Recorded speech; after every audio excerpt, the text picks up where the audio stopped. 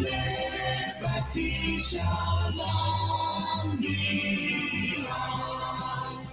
Lord, you are name can be often and mighty be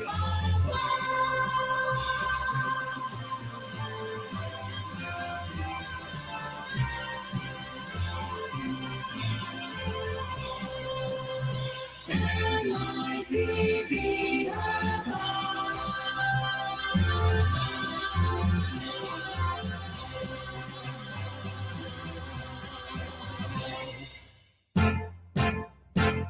in joy and gladness with our hearts united we shout the freedom of our race united.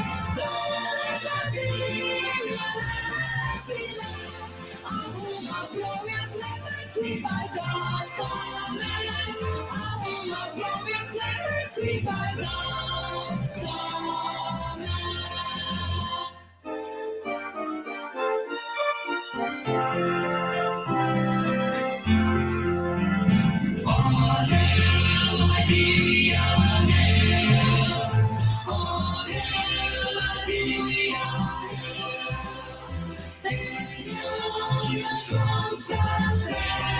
Sure we cannot fail. With God above our rights to grow, we will all prevail.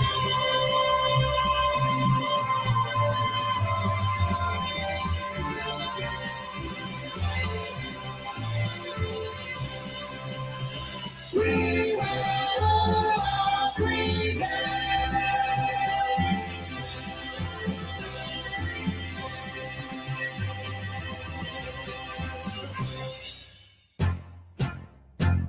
With hearts and hands, our country goes defending we meet.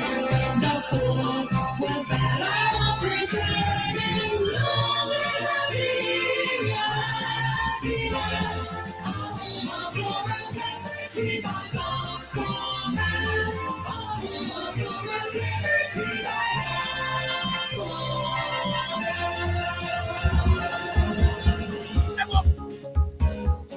Black room, until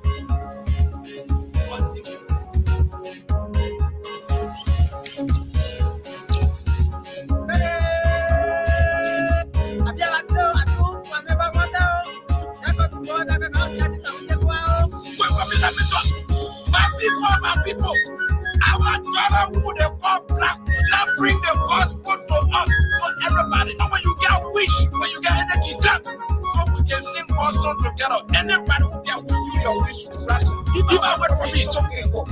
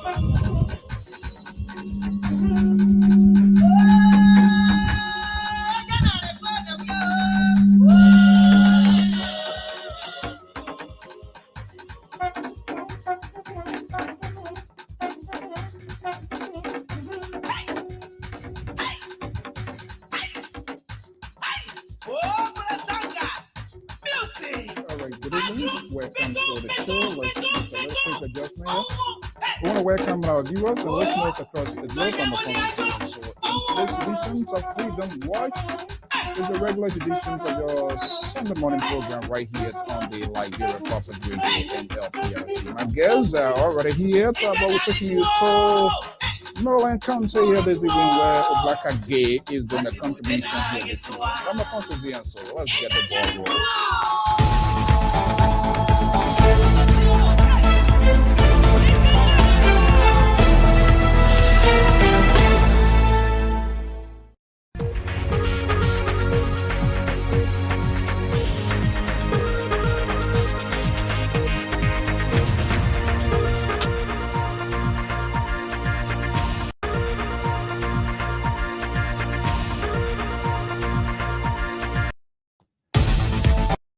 Good evening, viewers, listeners across the land. We want to welcome you to today's editions of Freedom Watch. I'm Alphonso Zean, so right here, beautiful Sunday evening here.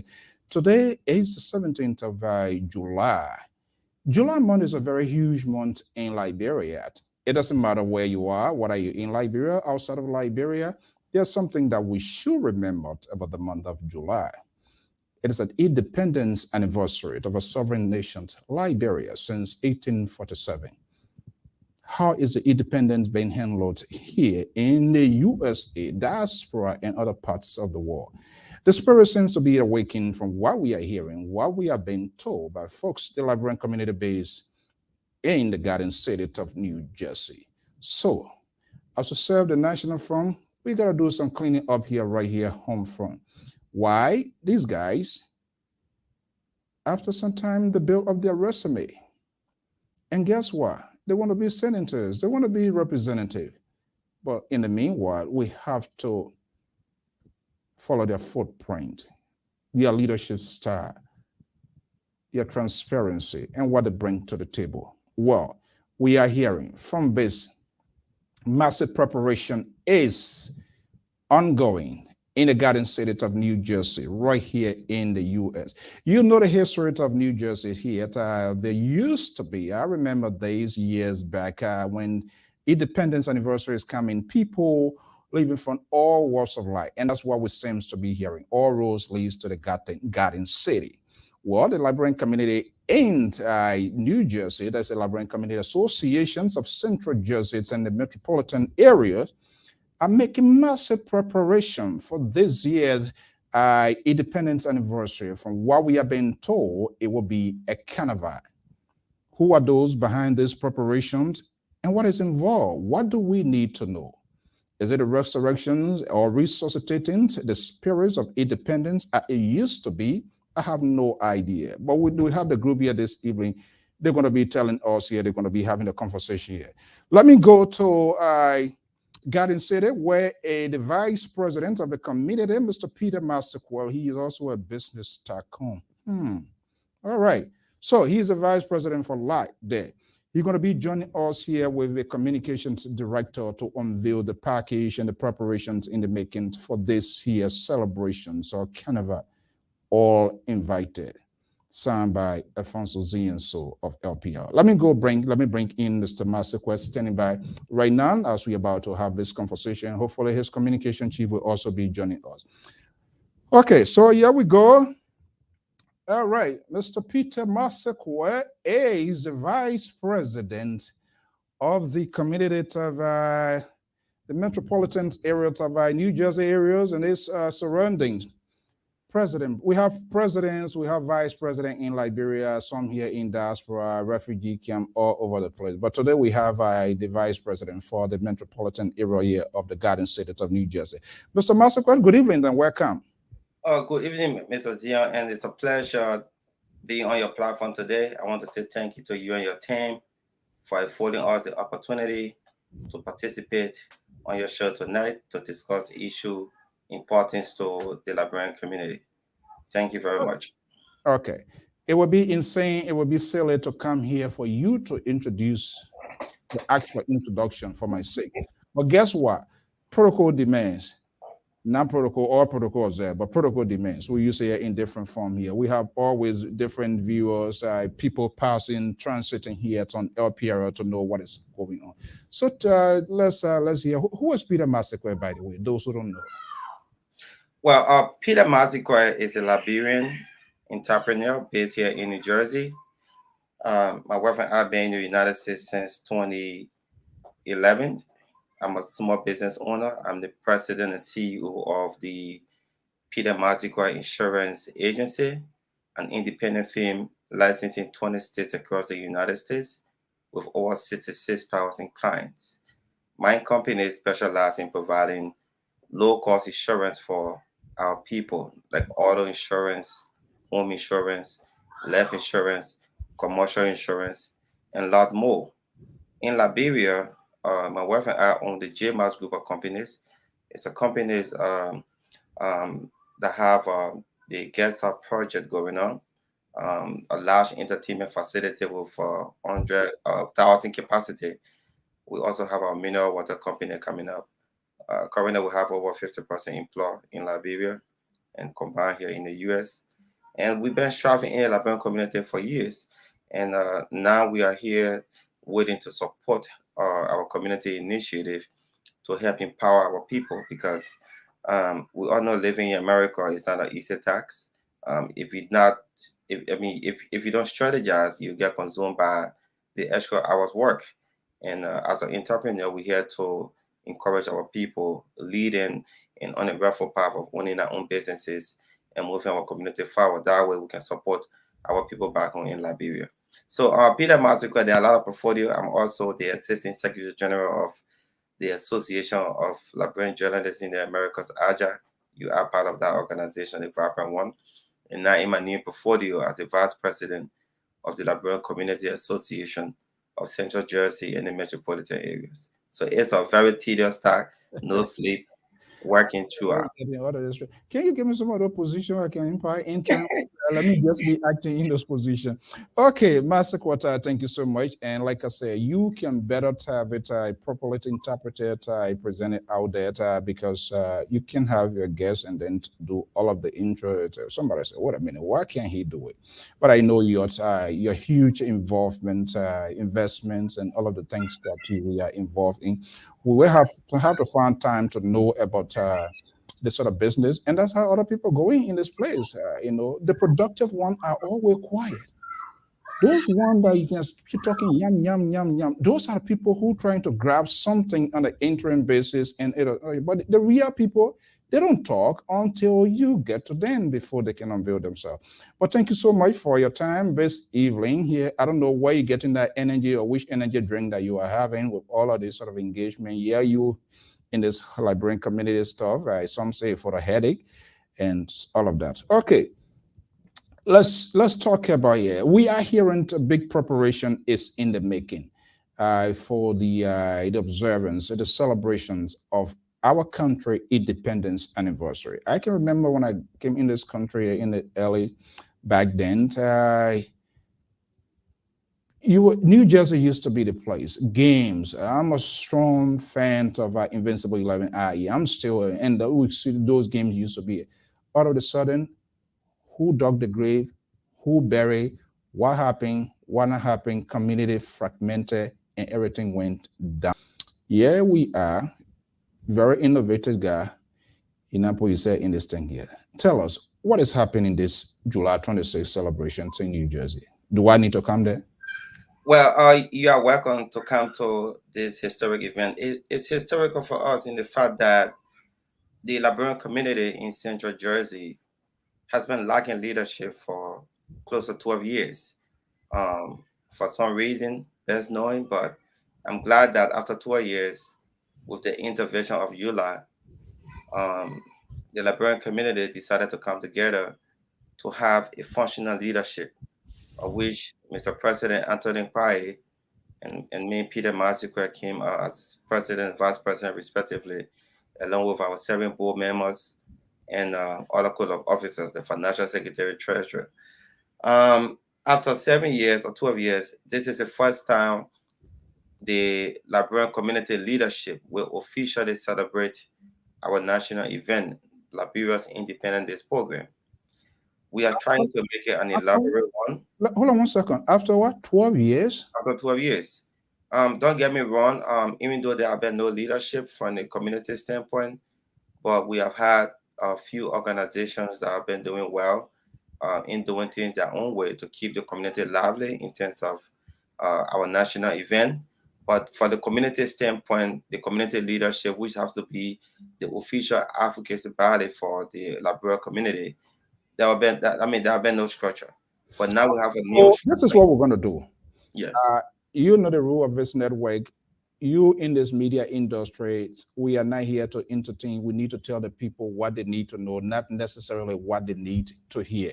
So, all right, let me see here. I'm not sure whether I got David on correct. If he's waiting, I'm going to send it back to him here. He said they have not been leadership. Someone listening up there say, hey, the same thing in Liberia, the same thing here again. What happened, Mr. Masekwa?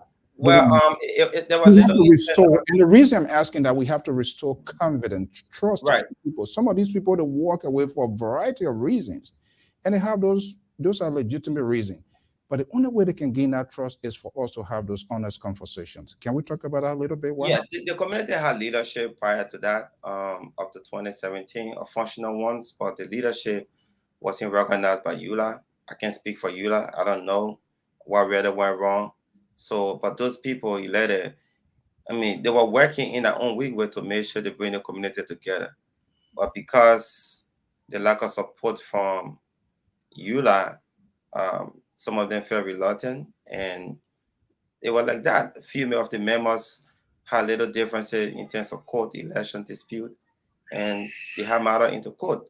But the good thing is the past is the past. All of these leaders that were there before past president, they decided to come together. They all have one big message for our community that it's time to move forward. It don't make no sense. We in a community, there's no proper structure. We need to work together to have a functional leadership for the betterment of everybody. I will put aside my personal differences. Mr. S will put aside his personal differences, and we will move forward. So it was a little dispute over election. According to the story, on election time, one individual saw the chairman for the election commission coming to the other party. They felt disenchanted. They felt that they were going to be cheated. There were biases in the process. But things happen even on the national scene, on the community level. But the past is the past. Mm-hmm. But we are not grateful that the community, after years of dormancy, has a new leadership comprising of young entrepreneurs and visionary people with solid background in financial management and public sector management. We are all here together to move our community forward. People have been in the community for years. They've been advocating for this. We need to come together because, Mr. Zean, if you go to Minnesota, the state of Minnesota, you have a functional leadership that is getting grant and other support from the state. If you go to Iowa, you have a functional leadership, even though they have their own internal dispute. Right. Trenton happens to be the oldest city where a lot of people settle from. Everybody coming to America, you guys saw it with Trenton. So there's a need that Trenton come together and have a functional leadership and lead the way like it's supposed to be. So I'm grateful that Mr. President Anthony and I won the election as president and vice president, along with the board members and other executive members, and we are moving forward.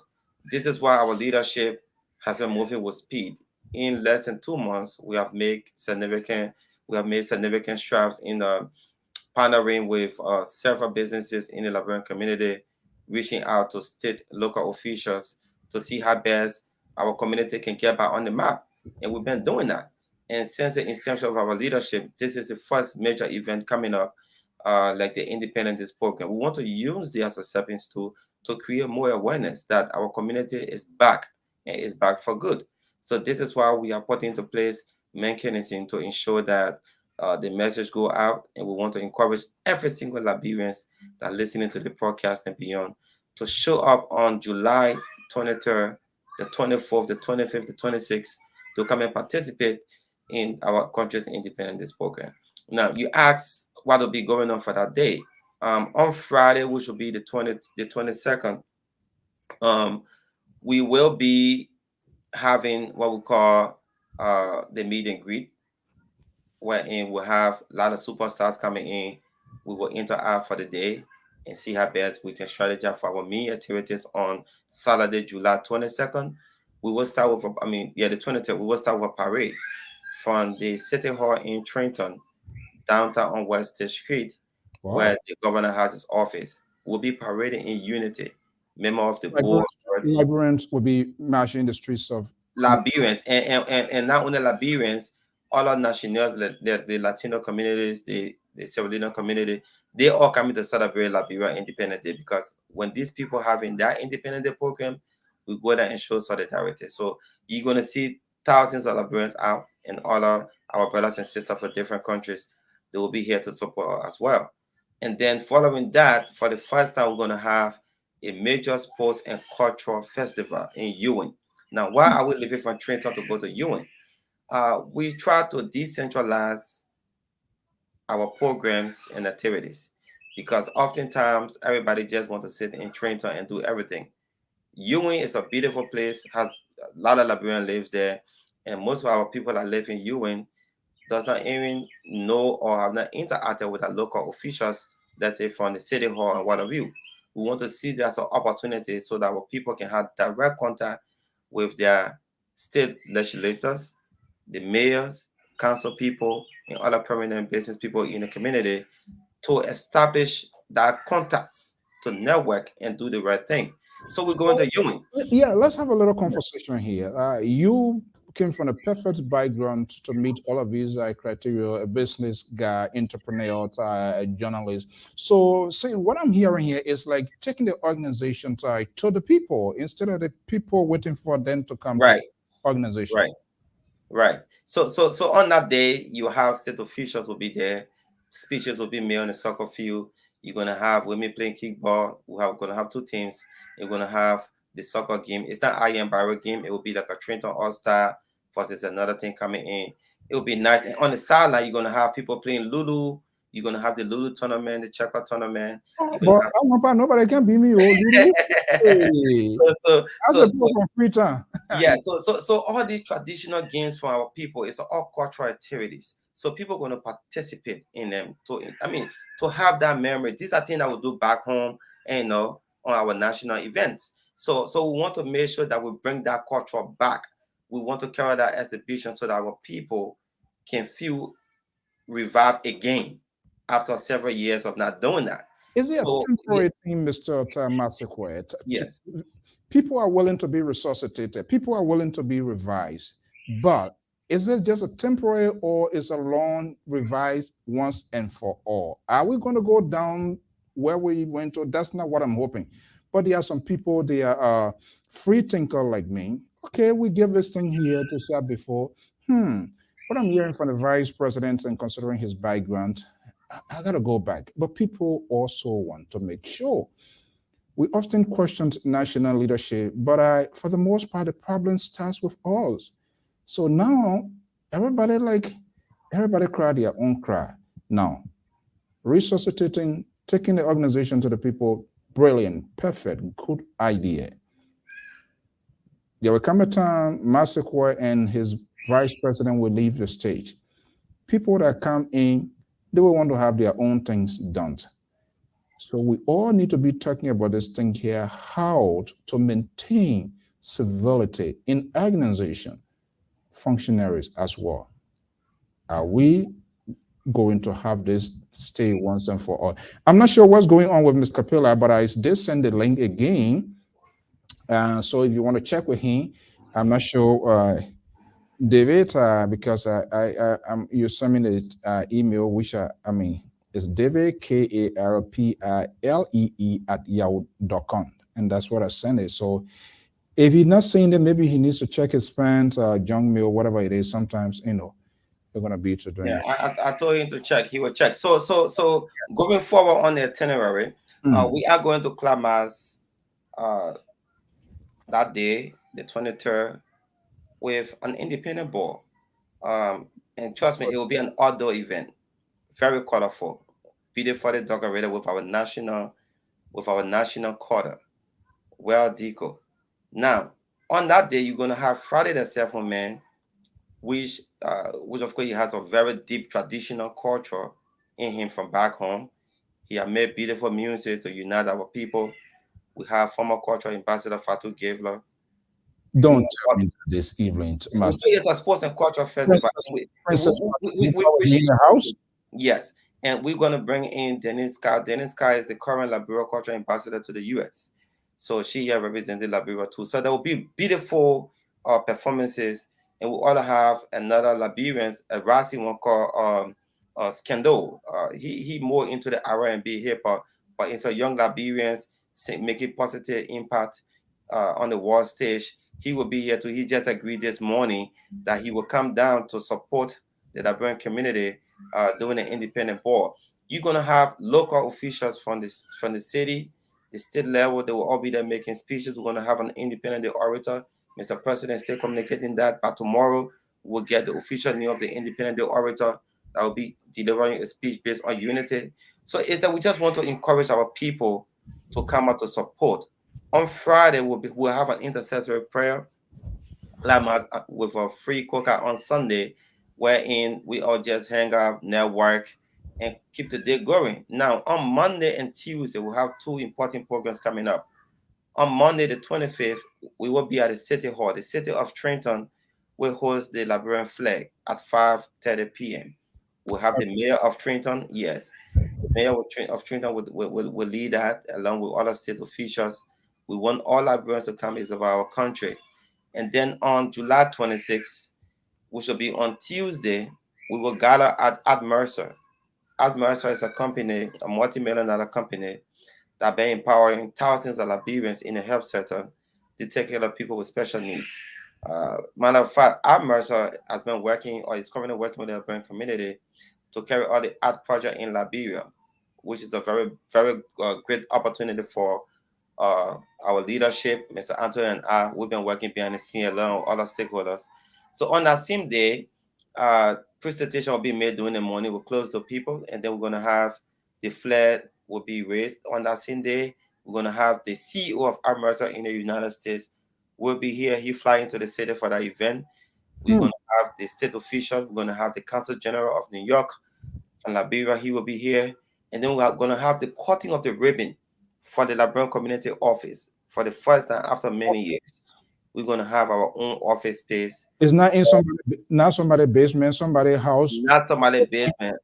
That's what it'll do, Mr. President. A workable office space that will have our own secretary. We're going to have core extension where all of our officials will have extension that you communicate with and work. We're going to have access to conference room where we can have our strategic meetings and community. So it's that we've been working very hard. We did all of this in less than 3 months because we told our people that we were best suited for the job and we were going to get the job running on day one. And let me tell you what we did. After election, we realized that we needed to do something to bring the community on board. Even though we never had no money, there was no money coming in. But Liberians are people that when they get together, they can get a job done. Right. Organized Mothers Day program. People may say, oh, it's not big. It's big because our mothers were certificated. They were recognized for the critical role they play in our community. By the association? Everybody. Yeah, we did that. Say that again. Does the association did that? The association did that. Yes, we didn't just single out one person and say we're going to give him mother. I did not honor my mother. The vice president did not honor his mother.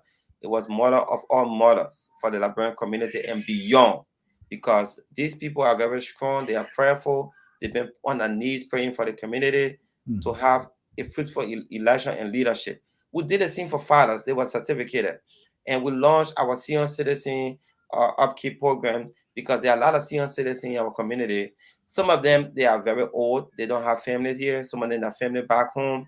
Some of them, unfortunately, they don't have kids to look after them.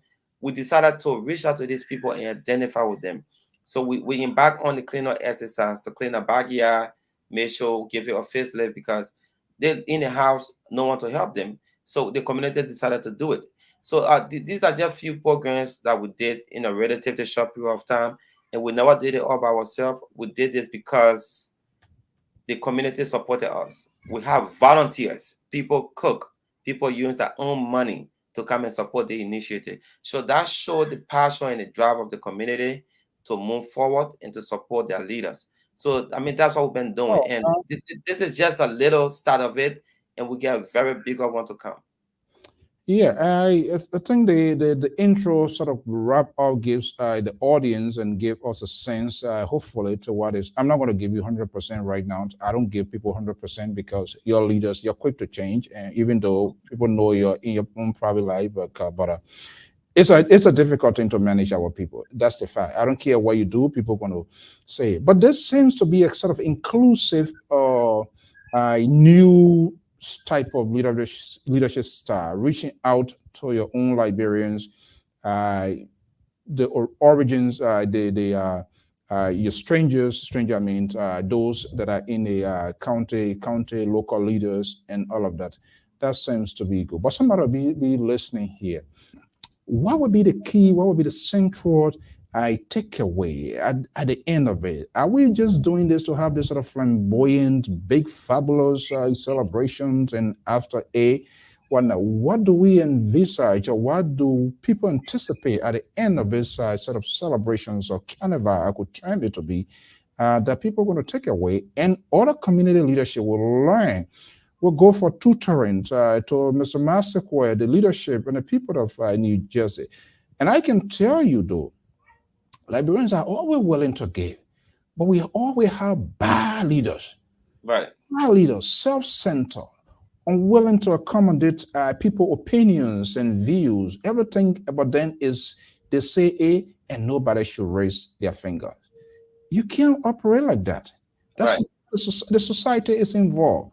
So what I'm hearing is good. And another thing, people, they don't keep the media informed. And what are things, because you got to get to you are there, they have to get to the people. That's the people, the only way people will know. Are you not reach out to, or we don't even know what we're going to be happening, and we're all just going to put you all in that basket of deplorable. But what would be the more key, what would be the main thing, the takeaway at the end, or you hoping that at the end of this, people will have a second, oh, this community has come together? Well, it's all geared toward unifying our people. We are using this independence program to rally all stakeholders within the Liberian community, whether past or present leaders, executive groups, to come together to support. Because remember, the role of the community leaders is to advocate. Our competitors are the Hispanic community, the Latinos community, the Brazilian community, the Sierra Leone community. So there are a lot of opportunity over there on the state and federal levels that our community needs that we've been lacking. Our goal is to come back and get it. Now, if you want to gain attention from your city government, like the council people, you need a strong support of your people. There are many people that didn't participate in this election because one, maybe they wasn't aware. Number two, all they thought it was business as usual. But now we went there and we were elected as officials. We want to use that as a stepping stone to bring everybody on board. And here's one thing. Not only are we going on the soccer field or doing parade or having independent board, we are developing a comprehensive database. On the independence celebration, every single attendance at a program The will have conversation, Mr. Vice President, not to have you interrupted, the conversation is about to get more interesting and interesting. This guy, I've been looking for him all over the place. I had no idea he was still around, but I got to know recently he's here. That's the communication chief himself of LSC, Mr. David S. Capelli. Is that the right way I'm calling you, or Capilla? You got to unmute your microphone. You call it the right way, like Badi Crown Medini. There you go.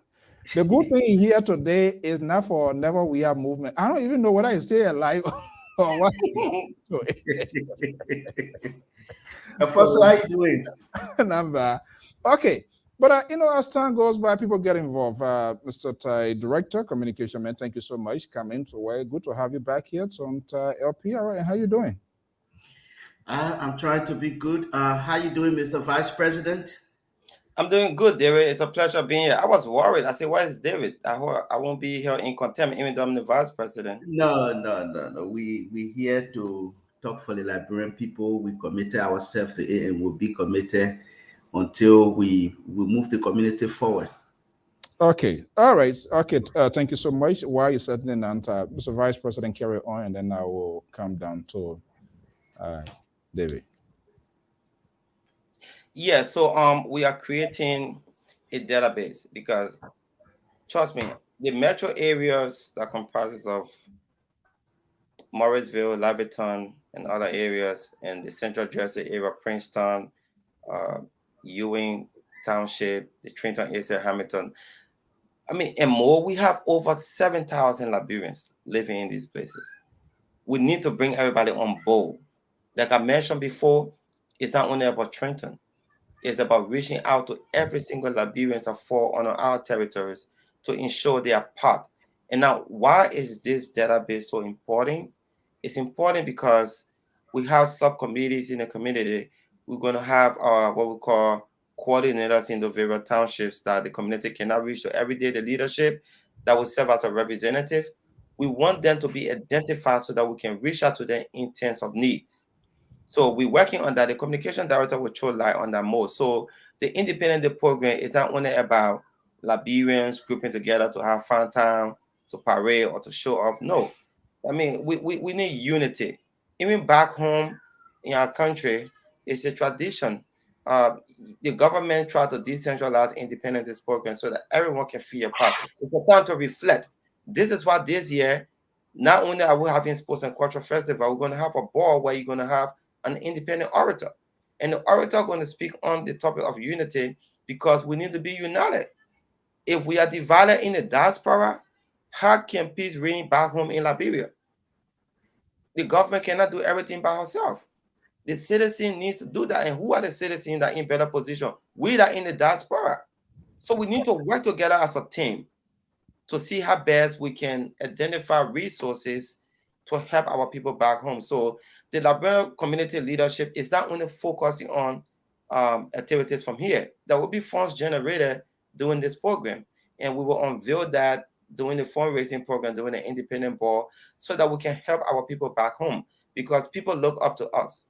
Over here, you get a job, what a clinic or not. We're helping the people back home. Have you identified where the help going to be directed, where the resources going to be going? And course, yes. How do you arrive at that?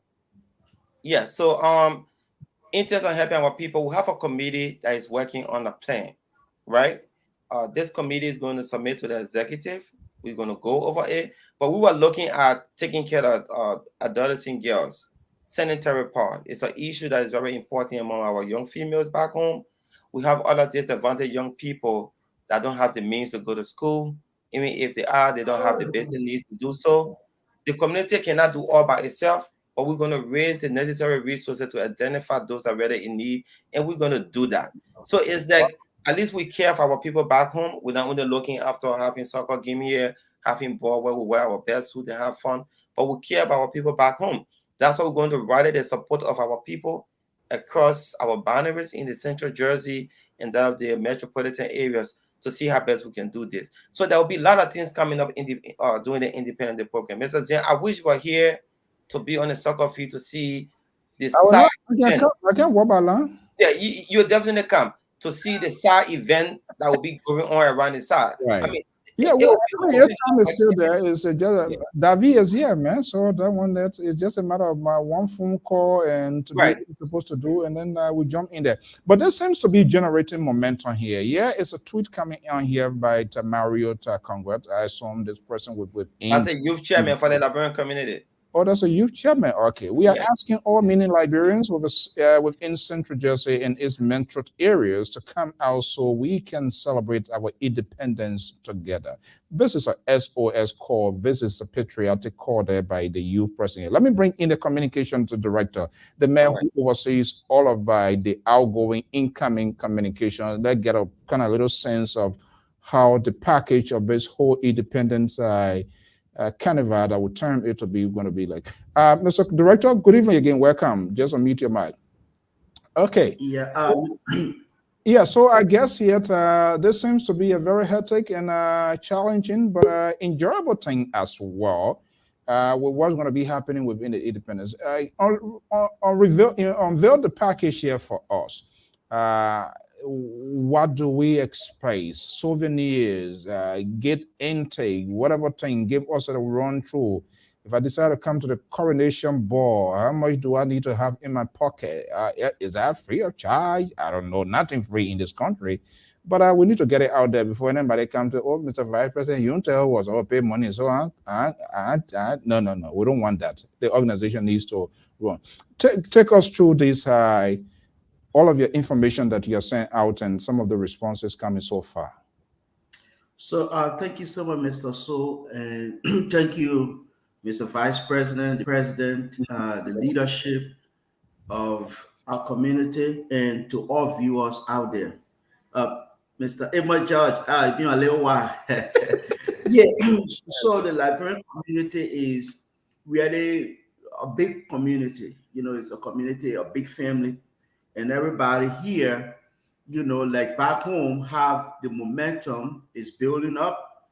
And like you Central New Jersey, especially the Trenton area, the Akin Barrow, you know, scenario is a big part of our culture.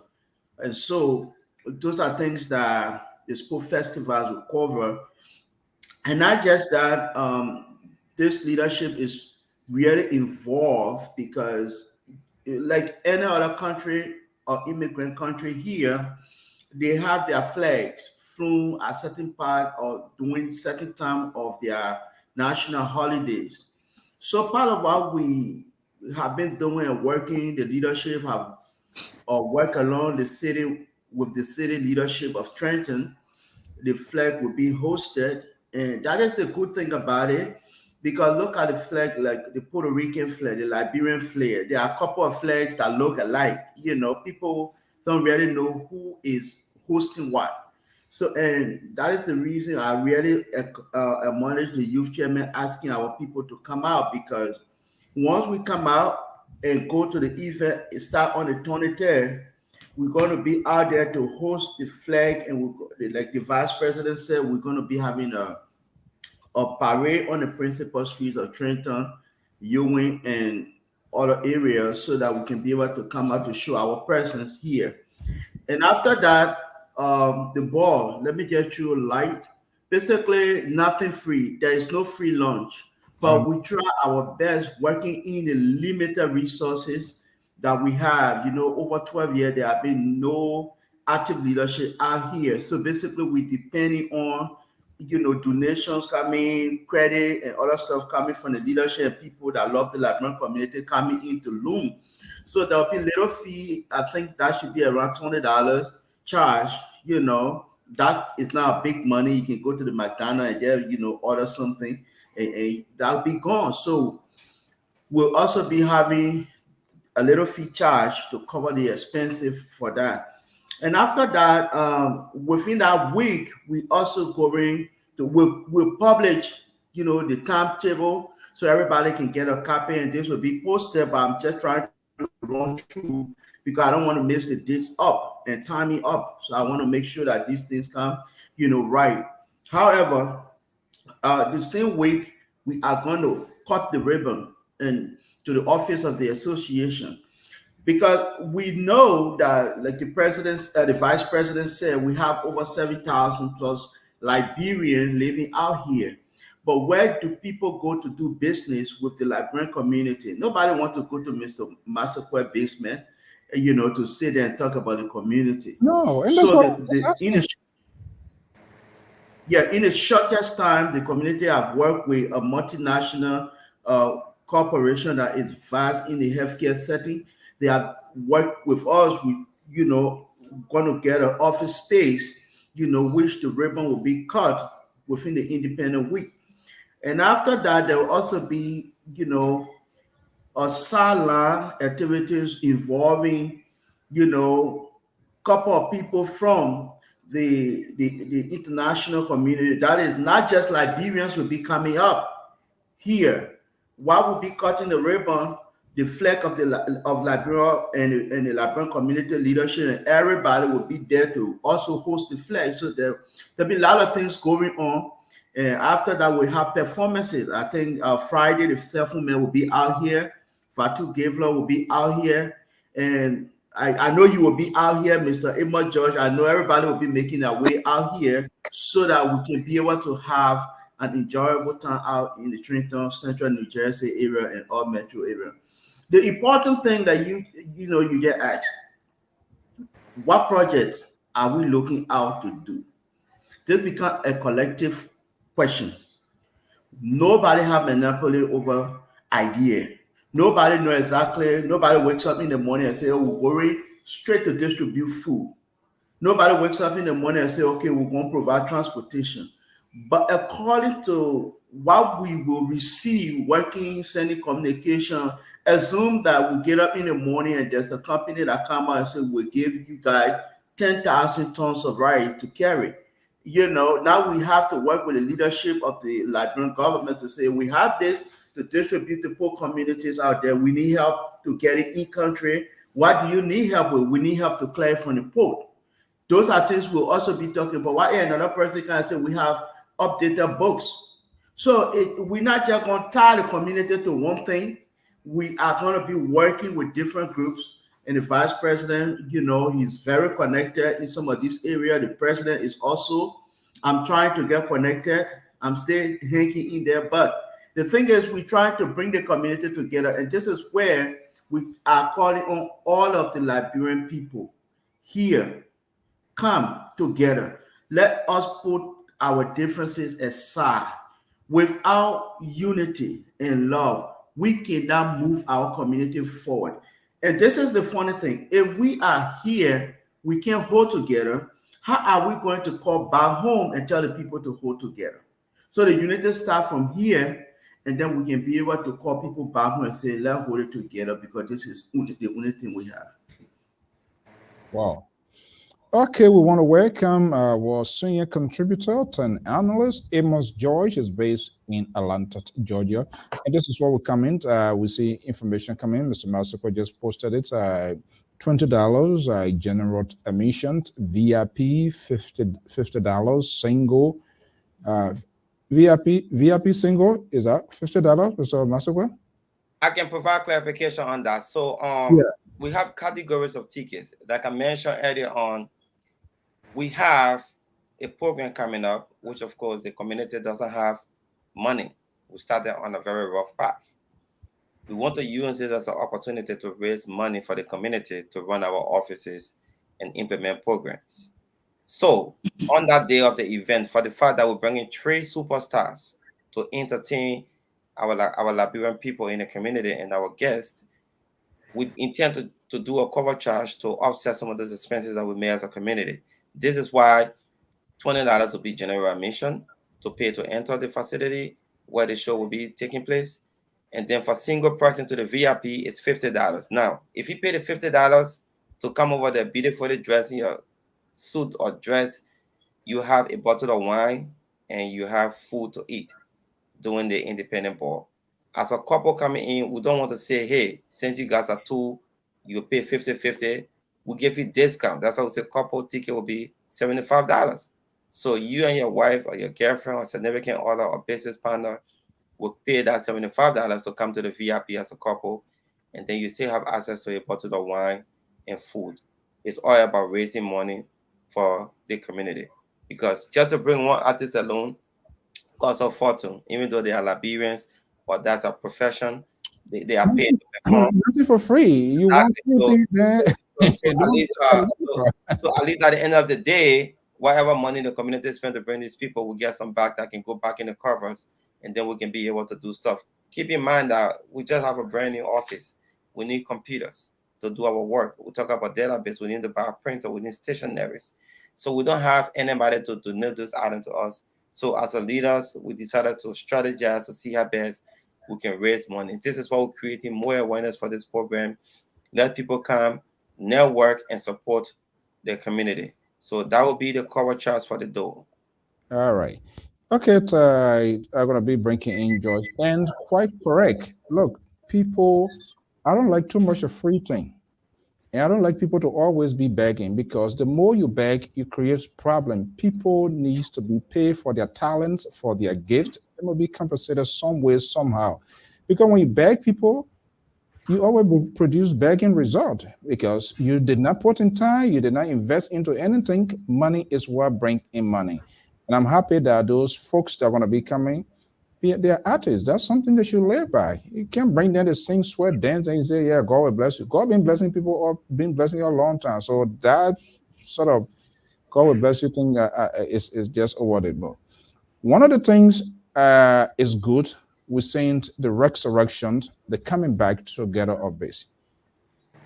Peter, David, if it were to call you guys, what we have been told from time to time, and because we are having this conversation here, the lack of transparency, accountability, for people to be held accountable from the community level. It is what has paralyzed the functions of all of our organization. At time, you guys there, everything we're talking nicely now, program finishing, time to give report. Are not on salary. Yes, you knew you are not going to be on salary, and you decided to take this call, voluntary job, which is also good, time consuming. But the very people that pay their money at the end of the day, they can't get the result. They don't know what's going on. Treasurer can't answer phone. President going on vacation. The financial secretary now, convention finish or whatever program finish, the phone gone off. And then everybody start tipping off. This is one of the things that have paralyzed this community. So let's get it on record. I know you. I know David. I've been saying, I've been met the president. I'm not either indicting him that he is somehow. But will we see openness, open book, financial record of this organization as long as you are there? Because that will set the pace of the incoming leaders. And I can tell you that's a surviving point of all organization, because when people begin to form clique within clique, and certain people have access to information, other people don't, then this sort of rebellion type of way of doing things start. Will the financial aspect of this organization, will we see it being open, transparent, Mr. Vice President? I would say yes. We ran on transparency and accountability. For an individual like me who's been very successful on the business side, this is one of the motivating factors that allow me to accept the offer to participate in this election. And now I am an official of the Liberian community. I would say second in command as a vice president. We have our financial team. The community has bank account. Not under our watch, with any single member of our community or committees will receive cash into that personal possession. That's not going to work. We have a structure into place. We have a form. We have Cash App set up and Zelle in the name of the community that will be attached to the community bank account. So, for example, the Independent Day, we have T-shirts that are on sale right now, $25 for regular polo shirt. If you need bien, it's $30. If you want a cap, we have the face cap here. It's $10 for the face cap. All this money are collected by the financial secretary and the treasurer, because why? We need trail. We have a list of people that put in for the T-shirts. Any other person making contribution, the same apply to the independent board, the gates. Only financial people are going to handle money, and it's open. Let me tell you something. The Liberian community is not only headed by the president and the vice president. We have 7 member board officials we have the chairman of the board, Mr. Rupert Peters, and his team that there to execute check and balances on what the executive does. And we have to speak with Jeff for a board meeting. And part of that meeting was to discuss the independence program in terms of budget or what have you. So it's like the executive is not just doing things by herself. We have people that we consult and that will work together. And at the end of the day, a comprehensive financial report will be made available to the general body as to funds that were generated, how we source money to cover or to sponsor the independence program, money that was generated from selling t-shirts, from vendors that choose to advertise their businesses in our program sheet, from multilateral corporations that choose to donate $500 or $100 to us, the food that we sell on the soccer field, roasted meat, a checker, how much money, because this is Independence Day, the community ourselves going to do vending. We're not going to outsource our vending to anybody in terms of food. If you own a healthcare business and you want to bring your booth, you can work with us on that. But if you come into the soccer field, if you want to buy roasted meat or roasted fish or a checker or dry rest, the community is selling it because what we want to raise the money. Exactly. We want to raise the money. So we ourselves handling the vending aspect of it. So we say that to support other people. But what we're trying to say is accountability would be the hallmark of the day, because I don't want Peter Massacre need to be attached to any financial impropriety. It's not going to work. This is why my name is not even attached to any bank account if there's one exists in the first place, because we're going to ensure that the financial secretary and the treasurer. I made this commitment to the Liberian people. I said, if I, Peter Massacre, under this administration, observe any discrepancy in financial transaction, I will openly resign and I will call a big press conference with all the media people. I'm a journalist. We will do a live podcast. I will state the reason why I resigned, because my reputation no administrative reason. Like every other person. I'm not going to say administrative reason. I will state my reason. So we want to gain trust, but I want to assure you and our people listening, we have a team of professional young people from different backgrounds that have come together to lead this community. So we are still doing consultation with our elderly people that have been there before, because had it not been for the sources, the community would not be here, even though there was no functional leadership, but they played a part too. They've been doing things. So our financial transaction will be open. We will make statement available, not only just providing spreadsheet to say we have SYC. No, we will make a comprehensive report to say where the money coming from. Here is it. Here's the bank statement that will be. Am I at liberty to ask, even though I'm not a resident of New Jersey and its surrounding area, am I at liberty to ask? Hey, of course, it's a public record. You can ask. If you ask for it in terms of investigation or what have you, if you want to see, you can ask for a report. You can email the executive. The executive will consult with the board. Hey, Mr. Ezra's the institution need financial report from the institution. It's an open record. We'll furnish you with one. And we stand ready to work with transparent organizations. That's what LPR stands for, to work with people that will change the narrative and all of that. Talking about the bull. You know, when I hear about bull, sometimes neverness comes to me, and it has to do with my own organization here. And I might sound a little bit ridiculous here. The Graduate Association. We have a board that is almost equilibrium to the entire membership. My understanding, board should be the one to supplement the administration's policies, initiative, go out and find something. It's not just about being board. If you're a board member, you must be financially equipped to bring resources, to go out there and find people. That's what board don't get paid. They don't. However, anyway, it's different with different other points, but board, you must be able to go out there to find resources, work with the administration. But most often we see in our Liberian community setting, the board and the national administration, I don't know whether some of them don't know their function, or they want to have the title instead of instead of the functionary aspect. They're getting fight with the administration. I mean, I know there will be a disagreement, but what are they doing to even help the national administration in terms of executing and achieving the administration to achieve its goals, finding resources? Like what I'm hearing, 12 years, system, everything has been paralyzed. Are they going to be a board there, a sleeping dog bowl, or are they bringing specific on the table? And you say, what's the size of the bowl? 7 members. Okay, I think that's a reasonable number. Yeah. So the board, since we had election in May, the board just had an election. We had a joint session, which time they elected a code of officers, and Mr. Rupert Peter, a very young, energetic young man, is the chairman of that board, and they've been doing well, working. So the independence program coming up is the first official tax for every one of us. The board has a role to play.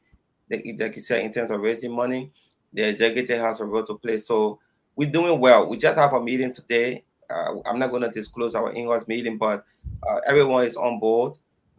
We have a series of meeting coming up beginning tomorrow as well to see how best we can work together as a leaders to move our community forward. And in that meeting, we all talk about unity to move together. Like you mentioned, the issue of people not working together leads to undermining a specific leadership. And at the end of the day, the community people who don't know what happened behind the scene will say, well, we say you guys are going to fail. You guys fail. But again, everything we do will be public. I can say this for sure. If any member of the executive or the board feel like they're more important than the community leadership and don't want to work in line with that duty, we will discuss it to the community. We will hold press conferences. We will have general meeting, and per our constitution, the highest decision-making body is the general body. We will let the body know who is working and who is not working, because we are all volunteers. So I'm sure that our board members, we share the same vision, we share the same goal. They will support us. We will work with them and move our community forward. We just have an election. It's too early. I know Mr. Joyce wants to come in here, and when they did that sort of press, I'm not hoping for it. They did that press conference. That one, you're not even paying my way. I will come. I know. People take these community initiatives. They take this position, and they think they want to go to bed, and they expect the organization to function. That is wrong. If you just can't make it because of whatever reason, it's a teamwork. And the one thing I've not heard yet, the social services aspect of the organization, and that's one of the things that we always undo in our community. All of our communities compounded with a lot of problems, families, people having issues, some people, having different issues from pricing, helping people to get immigration paperwork. Our community organizations, the social services aspect is completely dead. I have my son, you have your son, or Amos get his son, there's issue going on. The child needs help. Other people need help with application, getting old folks to appointment. You're not helping them, but you want me to pay due. We must collect me money and send it to Liberia. It's good to help, but you have to identify those in desperation, those that needs help here. Most of the organizations, they are not doing that, and they don't know the reason why they are not succeeding.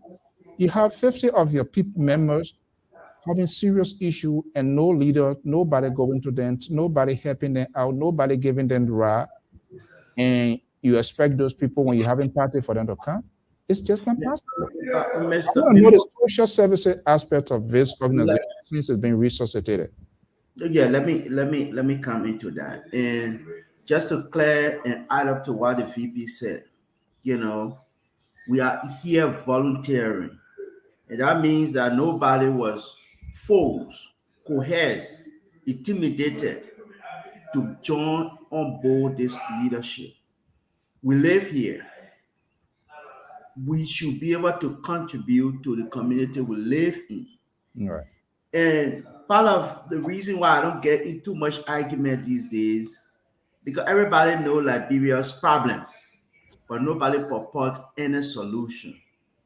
You get to a gathering, you start a conversation, everybody know the problem, but the same person you ask them, so what's the way forward? So, it will not change, that's a different thing.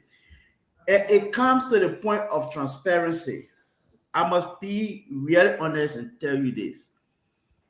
One of the most important things to show and see that somebody is going to be transparent is their willingness to give information to the public. Right. Their willingness to be responsible. And this leadership of President Anthony Paye and our Vice President Peter Massaquoi, Part of the first initiatives they took was to appoint me to be able to help the community give the information the people need at the time they need it. We just had a press release, and one of those things that we frown on is you say, I say, and discouraging the idea of naysayer. Like somebody hears something, no investigation, wrong with it. We say, don't do it. When you hear something about the leadership, reach out. And in the coming weeks, this leadership is working to set up a central communication line with extension. That means you have a number that you can call if you want to speak to public affairs, you have some information that you want to clarify or you want to bring to the attention of the leadership, you can reach out to me. Or you want to talk to the vice president, you want to talk to anybody that is paramount to this organization in disseminating information. So this will be completely open. It's not going to be a secret part. Okay. On the issue of social services, you can distribute or acquire or go after any resource without having a base. Say, for instance, we went to the city of Trenton or the township of Hamilton, and we say, oh, we are Liberian community leaders. We are here to talk to you. Okay, so now the person come out and say, how many Liberians live in Hamilton? How do we answer? We're not going to sit there and be saying, but no. This is the issue. Yeah, this is the issue of number. So the president have instructed the leadership, and I am leading the team at this point to start working on the database. And we just put the flyer out, Mr. Vice President, you saw it, and it's placed in strategic areas, calling on all Liberians to come. Once you live in the metro area, you live in central New Jersey, the form is free. Don't pay money. You're not going to pay money this time. The association is going to honor that cost. What we're asking you to do is come for your name. We want your name, your contact, your occupation. That way, we can keep in touch with you and your family. That way, if we have to send a huge, like a joint email, like a group email, you can receive it. If we have to send a group text, you can receive it. If we are hiring an IT specialist to build a bigger chat room, like a WhatsApp chat room that can add everybody in, so when we post information that everybody can see it, we are asking Liberian people to come up and get yourself registered. It will help you. Because take, for instance, I live out here in Hamilton. I've been here for a couple of years now, and I have seen and heard people struggling with rehabilitating their homes. Later did I know that the township have housing rehabilitation program that you just need to go and get a form free, fill it out, get your pay stub. If you're not working and your roof is leaking, they come in. Where the money coming from? It comes from the federal government. It comes from the taxes. How do you get it when you don't know? So when we're not just going to be getting money for Liberia, but if we know somebody who is living in a community, we are going to connect you with the help you need. Some of the townships have healthcare department that take care of older folks. Some of the townships have healthcare department for kids that don't have health insurance. But the parents just migrating don't even know they have that opportunity. Some of them, except they go to the school, then the school asks them for the healthcare record, they go to urgent care. I had a friend going to urgent care just to get some shot, and they have to pay for it when the township is giving it out free. They didn't know. So the community office will be a one-stop shop area for information. Okay. You talk about the issue of people getting in problem. I have two of those issues that I just mentally I have some issue as taking process. The kid in Leviton that committed the suicide, right? If the community leadership was really actively involved, observing, and somebody saw a sign and we had a social worker in the organization that was willing, and we know that this person is dangerous to himself, we could help. In the absence of the database, we cannot do nothing. So we are asking all of us, please come out, fill up the form. Don't just pass around until when something happens, say, oh, nobody talked to me. Get all your information and then we can reach out to you. All right.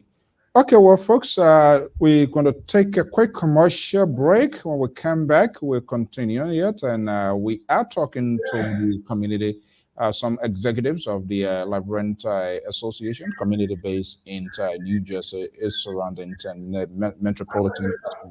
I'm Alphonso Zean, so Amos George is here, Vice President Mr. Massaquet and Mr. David S. Capella. They are all here this evening talking about the big celebrations, the independence of Liberia, to be celebrated in the Garden City of New Jersey. We'll be right back.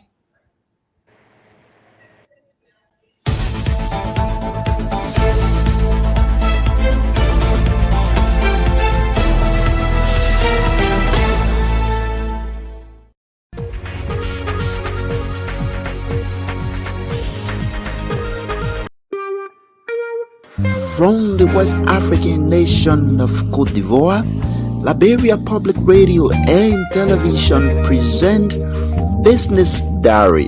This program focuses on the activities of business institutions and individuals in society. I'm Jeremiah Zawu Senior, CEO of All Nation Bank. It's been very good to have this business established here. We are 1 year since we opened here in Anono. There have been few challenges here that have faced in this country, and that is all about the language. But here instead, I refuse to be deterred. I refuse to be discouraged. I open a business and things have been fine. My name is Mercy Wangarilanga. I am a finance officer working for an international organization. I have a master's degree in business administration. So today I'd like to take the opportunity to talk to you about the COVID pandemic and how it has affected the business sector in terms of me working in an organization, an international organization. Don't miss out. Be my guest. It's coming soon on Liberia Public Radio and Television. What does Business Diary is already airing right here. It's on the Liberia Public Radio with our Abidjan Bureau Chief Ben Tembe here. Let's do this yet. We always like to give recognition to some of our prime time members. One of our members recently took on to Neelit Bry. He's currently visiting Liberia and he's watching with us here. So let's do this here and say, hey, we say good evening and congratulations to our man, Abu, that he's nearly to where right there. He's in Liberia. Congratulations, my dear brother and friend. And we wish you at joyous visit while you are in there. That's our man for finance. Abu is currently in the West African state of the Republic of Liberia with his newly wed. Thank you, congratulations, and we wish you the best of all. Let's bring in our guys here. Amos George is a senior contributor to the Liberia Public Radio. He's based in Atlanta, Georgia. Our special guest here, Mr.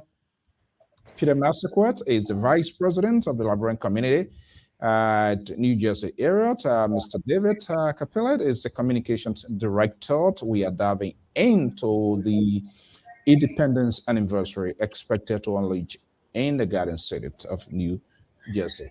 Okay, Amos. Yes, sir. Let me bring you in here. Yeah, what we having here? Will you be in New Jersey the coming 26th weekend?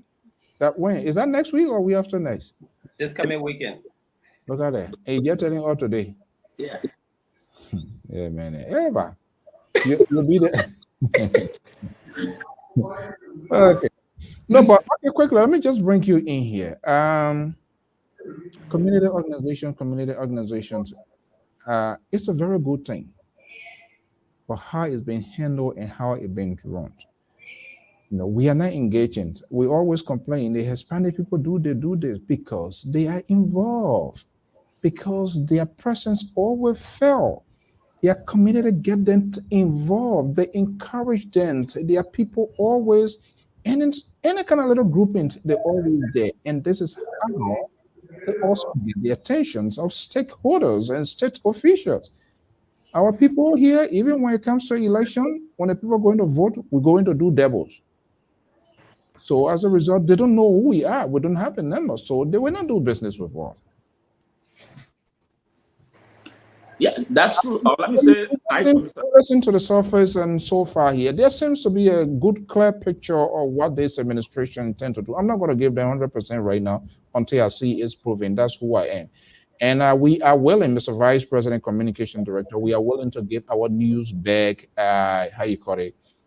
address at your own will, volitions, to share information of things that are happening at with your organization, the community.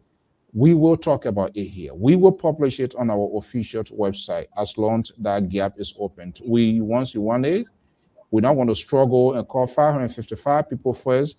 I call David say, let me call Peter say, let me call the one, and then all the board members. No. I don't have time for that. But as long as the line is open, we are willing to enhance. To Mr. So, because once I come here, you're a politician then. When you're getting the thing and then you're a politician and now. So then they must say there's a fine line of demarcation. Yeah, and the reason I'm saying that here, what I'm hearing, and I know Mr. Massiquet very well, I know who he is, his stuff, that's okay. But sometimes the system have to beat out people when they want to do it. And I'm happy for he to say that if there's anything ugly, he will come out. And that's what we want people to do. Somebody, single person can fight a system. I'm not talking about physical fight, but there must be a justifiable cause. And that's what our people can do. They stay in it, they drown in it, and then they come to be the clean person. That one there, then you must say not on it. Mr. Joy, before you come, let's get David a chance here. Mr. So, go ahead.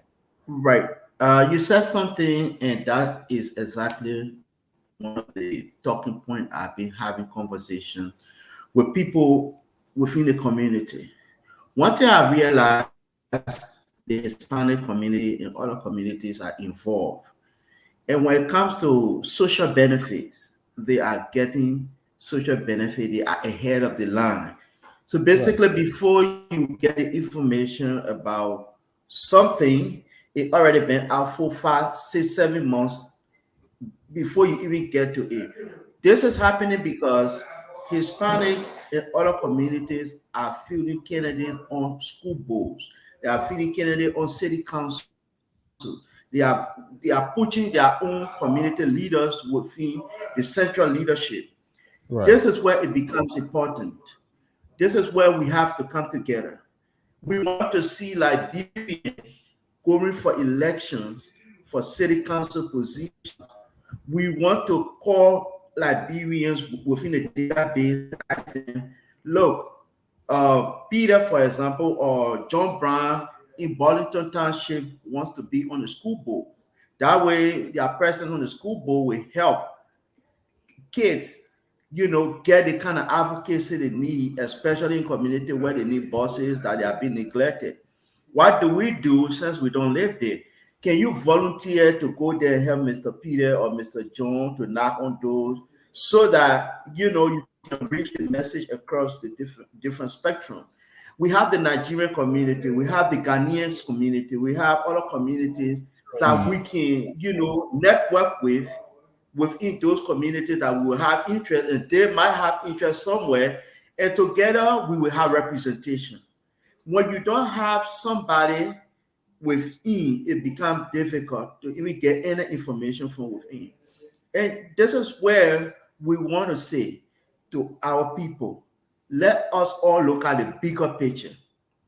I don't know any Liberian that is on the board, or the township council whatsoever in my township. But with us coming together, we can be able now to start putting people on the ballot. Oh yeah, you can run for the township school district, and then you can be a help to make sure that policies are going to work in the interest of our community. You can just keep being spectators around here. You know. Yes. All right. Mr. Joyce, you wanted to come in? Yeah.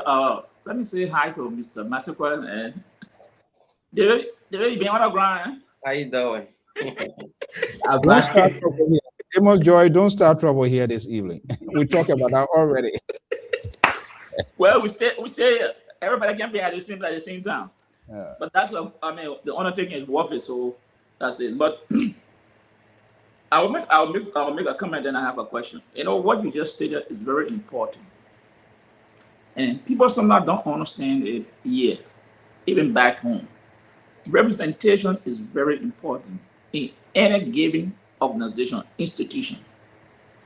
When you talk about the Spanish people, because when someone from that community is in power, they know the culture of that community.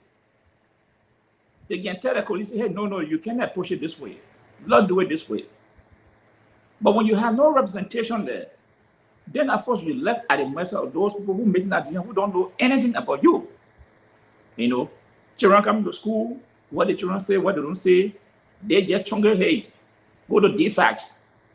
Not even trying to ascertain what is happening before deriving at that point. So that is very important. And if your institution that you are revamping now, we try to pass the message over to our people that, hey, it's not just for Liberian getting together having party, it's about you being represented on the city council, township, school board. Because at that point, when there's a complaint from your community, someone is there to make sure, if it is true, to push it forward to see an end or solution to that issue that has been raised from that community. So our people, we have to start getting out of our comfort zone. Oh, I'm okay, I'm not affected, that's it. No. Maybe you may not be affected today, but tomorrow you might face similar problem. And what do you do now? So it will be very important. I know it's difficult to work with us, that is our community. People always have different view, which of course people are entitled to it. But at point in time, we should realize that, hey, if we hold together, it's easier for the poor, because this thing is about number of business. If a representative see that in my district I got 5,000 Liberians there, he got to listen to you people. Right. But that 5,000 vote, that 3,000 vote is important. He will listen to you people. But if there's no number to show, one person go and show, or he will say, hey, how many people do you have here? 2, 3, I don't know. Okay, we'll see what we can do. That's it. But let me ask this question, come back to the me and let money business. What is the target goal at the end of this program that you people intend to raise? And what would be the initial project or program that you people want to undertake? So for the independent this program, technically speaking, we have not come up with any specific budget as to the total amount of money we intend to raise, because it's a national event.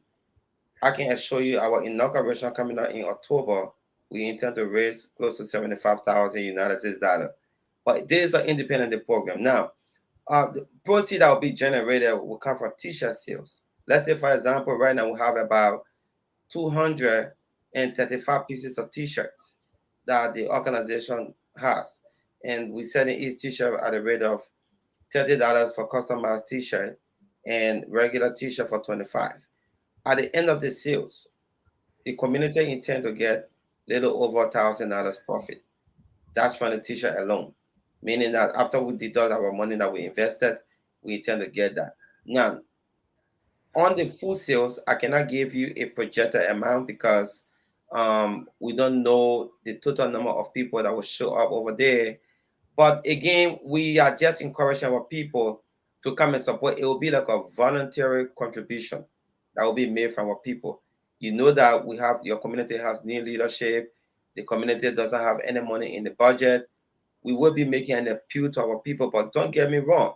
Every single donation that will be made by our people will be well documented and financial report will be given. So at the end of the day, if we generate, let's say, $1,000 from the independent board, it will be disclosed and the source of the funding will be provided to the people. But for right now, we don't have any specific target because, like I said, we're just starting. It's not a fundraising program we're doing to say we have maybe $15,000 budget.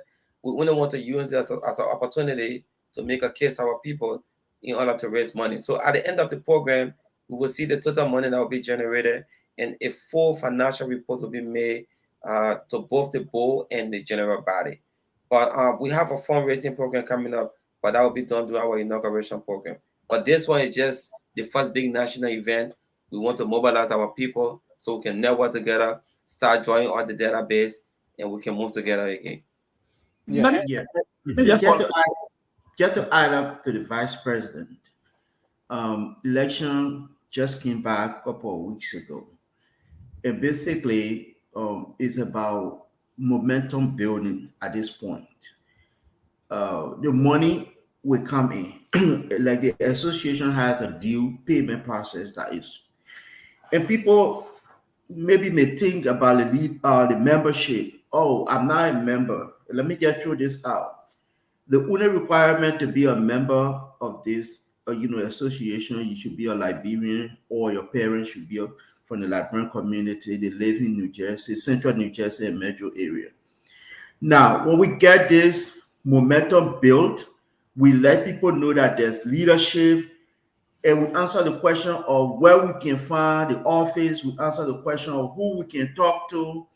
And then, like, coming up, moving forward, we start now to go.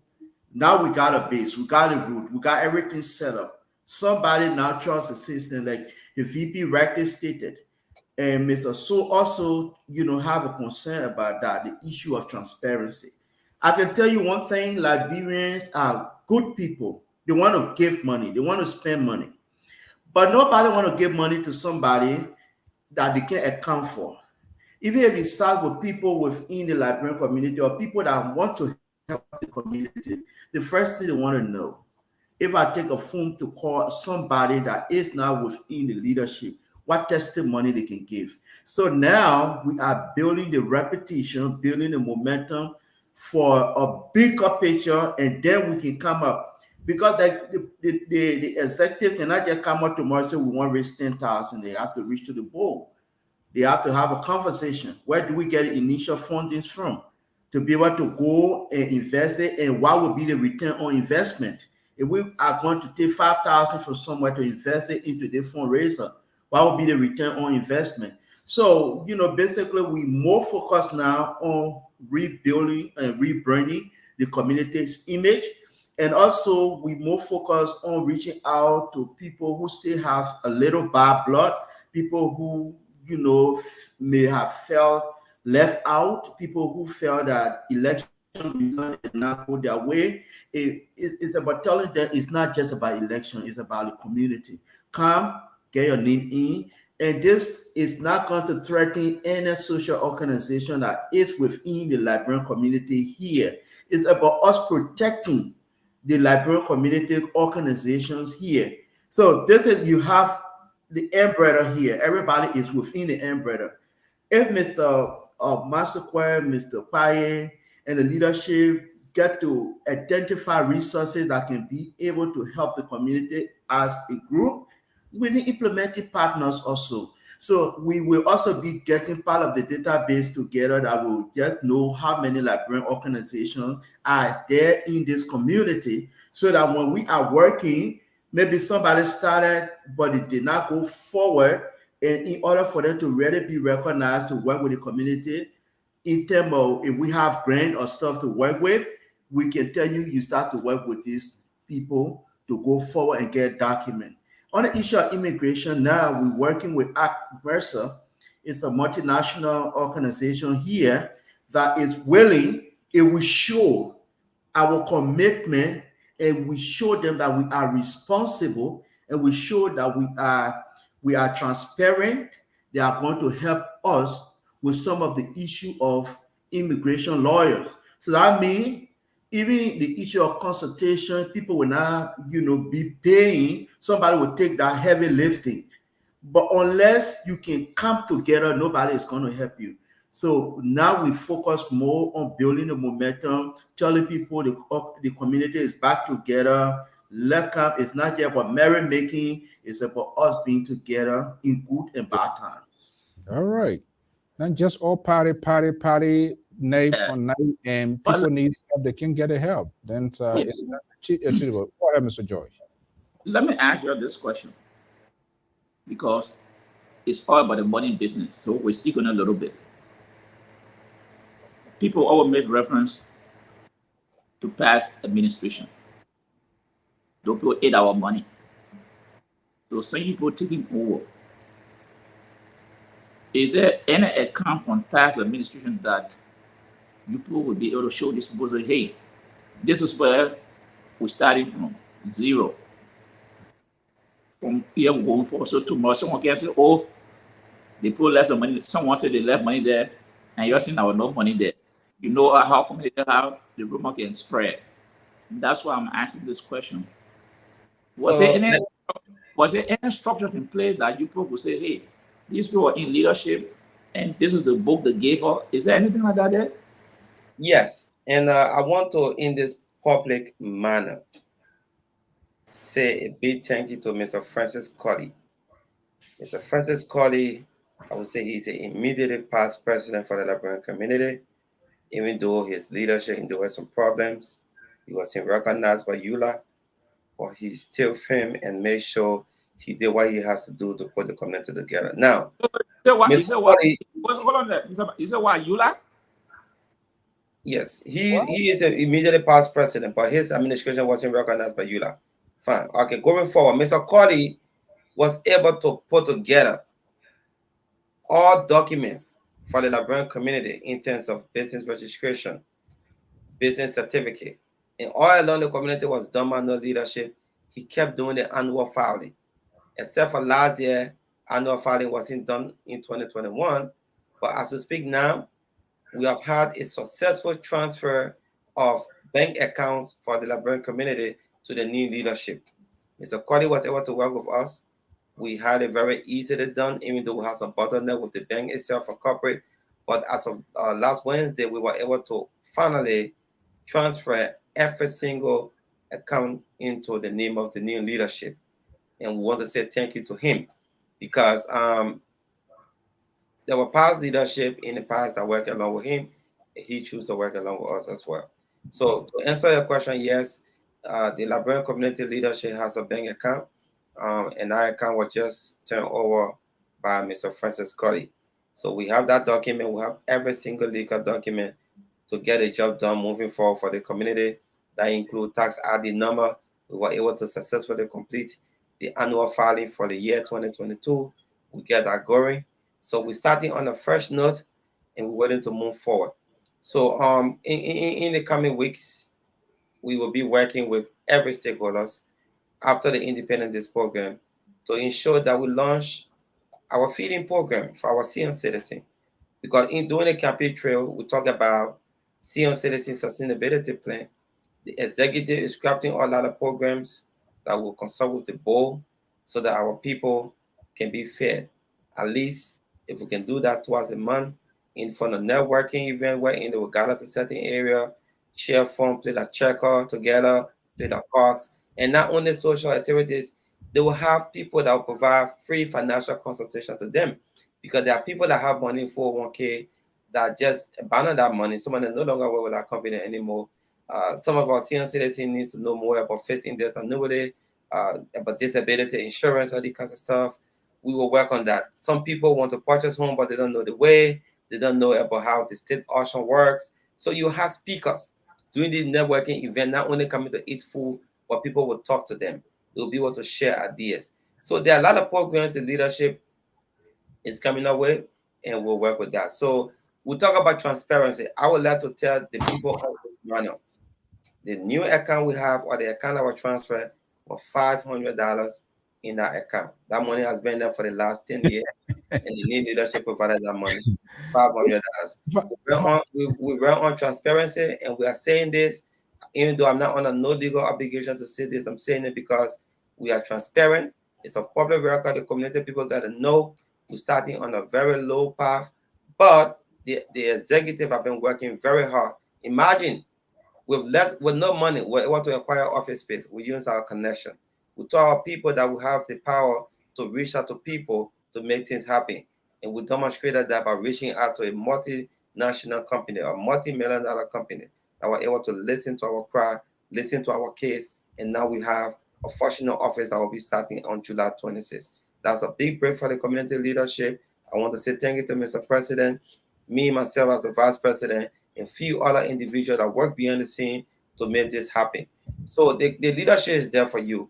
If you have any question as a people, we want you to reach out to us. At least, I mean, for me, I have my private office in Trenton. I interact with a lot of people on a daily basis. My informations are there. But from the community level, you have able to go. So there will be no excuse. Oh, we couldn't reach out to you.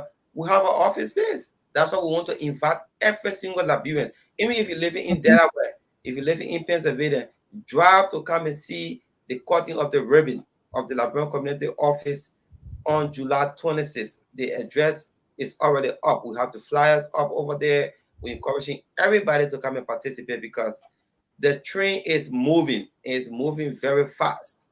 We want everyone to come on board. We are not just focusing on social activity. The reason why you see or having ZIP and all of you programs now because this is summertime. In the United States, we have only a few times to go out. So summertime, we have programs coming up that will entertain our people, whereas we focus on other civil business that will move the community forward. So coincidentally, our leadership just came into being and so much right here. So the community members themselves been coming out to us, well, what can we do? So we've been working together to have some social activities to keep the community going because as the social activity go on, we're building our database. People coming, we're soliciting names, we're getting emails, we're looking at your profession. So we're doing that. And another thing I want to announce to you here, for the first time, I use the word first time in the Liberian community, this leadership is working on the Liberian Community Merchandise Association. There are a lot of businesses here, a whole lot of them. Liberians are talented people.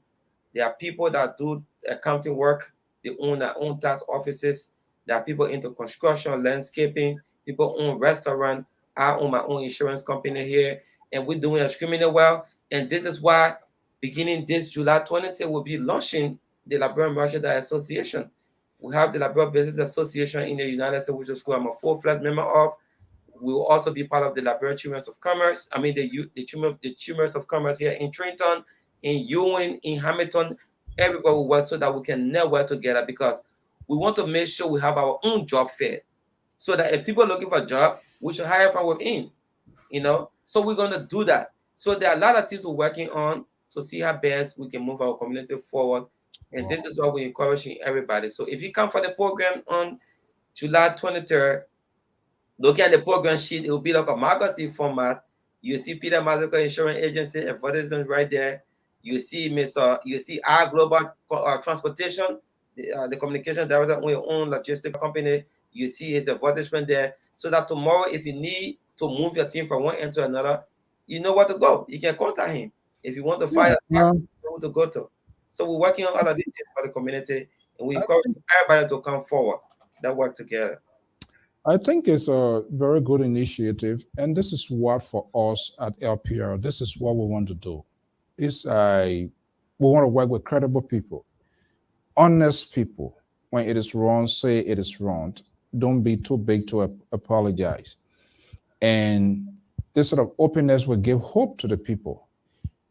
And we will be respected in the community, and then people will listen to us. Part of the reason politics, it has to be inside, because when you come on LPRA, it's part of it, because the EULA, I've been part of EULA, commissioner, blah, blah, blah, and all of that. We always talk government not doing this, government not doing this. Why? Because the reason people don't listen to us is because these organizations here, they are fragmented, they are corrupt, they are dishonest. They don't even serve their people as well. And one word both of you kept deploying here this evening that gave me a sense of hope that the New Jersey area going to be resurrected is data. You can't have a community leadership that you can't even make a guess. You don't even know how many of your people who will take you serious. Where you think you're going to have your negotiation? You don't even have an office. People, it's a sacrifice. And I'm happy folks like you and others are involved, really pushing this. And from what I see from the Facebook thread line here, I'm not sure whether they are all from in the Jersey area, but it seems that the people there, they are energized, they begin to see new hope, new sense of direction. And it is the leaders that can always take that visionary torchlight. And the people, that's all the Liberian people want. They want somebody with hair on their shoulder to lead them, and they will follow. But most of our leaders, they hear the other way around, and they expect the people to follow, and we can't follow. And transparency is key into our society, in our government, in our community, and whatever national front. You don't want to be held accountable, but you want to hold national government accountable. People pay money to you for a cause, and you can't come back to tell them as to how that money was used. And we have stupid people also that also encourages these people to do what they are doing. And then when they try to say, no, your money, you're not paying money, that you're not part of it, after you not agree with it. You see how crazy world that we are in. But again, LPR remains open to your lead, to the community. As long as you open up to us, as long as you make information available, we'll talk about it. I want good things to happen in New Jersey. Probably my own Rhode Island state will learn from it. We have to encourage our people to volunteer, to form part of organizations, group, and you will be listened to. How you think the Hispanic people surviving? Are they better, more than us? Absolutely not. But we are not involved. But we want to be on the receiving end. It's just not possible. And I also frown on our people who don't want to deliberately on purpose for no reason. They don't want to be part of community. But when something happens, they want the community to come with, my money not come from Cold Story. If you are not giving to the community, you don't expect from the community. And I know it might sound ridiculous, but people should work towards that. We must all work towards that. When there's a due pay, Peter pay, David pay, the other pay, Amos pay, and you have something to the laborer there, he's not paying. But then when something happens, you want $1,000 from the community. Where are they getting the money from?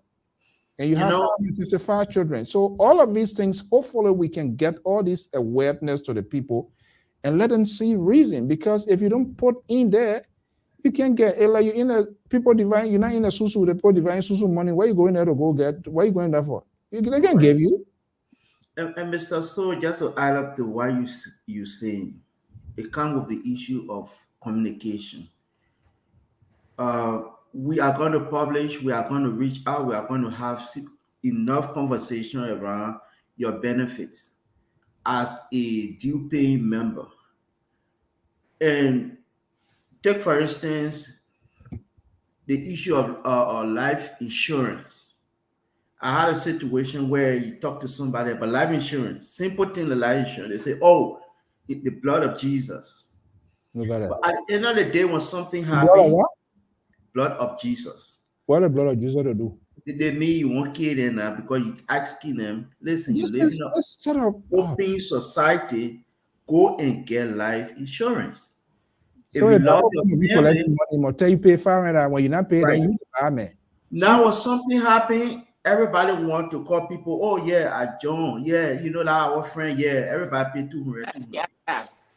That in itself, I tell people that's the highest level of disrespect you can give yourself. But somebody need to tell people the benefit of it. And that is the same thing we're going to use to tell people the benefit of being part of the community and be part of the due paying membership. Because when something happens, we're not praying for something to happen, but something might happen. We live, we learn. So when something happens, we will be able to have the liquid asset to reach out to you. But if we are going to go through our community due paying, how they call it, into our database, we realize that you didn't even put your need down. We don't even know you live here. We don't even know you live here. There's something happened. Then you running. You just run with the 4-hour Trenton, and something happened to me. Nobody show up. The vice president. When you register, then we can have you educated. If you have concern, if somebody trying to tell you, say, hey, get this $1 or $2 pay, and this is the benefit you will get. And they say, no, me, I ain't paying you, I ain't paying. I will not pay. Okay, good. But when something happens, don't blame us, because we will not take other people's hard-earned money and spend it on you. If you think your money will be so important to support the community will be so important to support you too when you need us. But when we give you the education and you refuse deliberately that you're not going to take it in, we're not force nobody, but we will encourage everybody. Look, ask questions. I pay my due. What are my rights? What are my benefits? We explain it to you. And if something happens again, this is the exact problem that have perpetuated itself in our community. People will get problem. They will not follow the procedure. They will not tell the right people. They rather tell people from place to place rather than going through the right channel. We encourage everybody. If something happens, reach out to the leadership. Elect the leadership. Let us know that this is what you're going through and you need help. If you can't tell the leadership you need help, nobody will see you passing in the store and say, okay, David need help. Exactly. So when you I go just and say out of a car high, we're not the other vice president, he one can't be poking people's house. He looking for a case to judge. Look, on a serious note, this is serious and it's troubling. The behaviors of our people, and I think from what I'm hearing, I don't want to get over my shadow, but I see some sort of turning point, and they got to put their foot down. Our people needs to be responsible. If you want to be a child, stay as a child and then get a bottle to be sucking it. But don't be an adult and you want to behave like a child. It's unacceptable. This insurance, this is the guy. I think you people are blessed to have such a person in the community that is involved in something, so they got to tap into it. I don't know why people are afraid of death insurance stuff and things. And let me tell you something, Mr. So that Indian people, when something happens, then you see phone call, our man and this and that. No. Mr. Copy stated, this is very important. I have been opportune to travel around the world and in several states across the United States on networking events. And these are things that we discuss. It's some serious issues.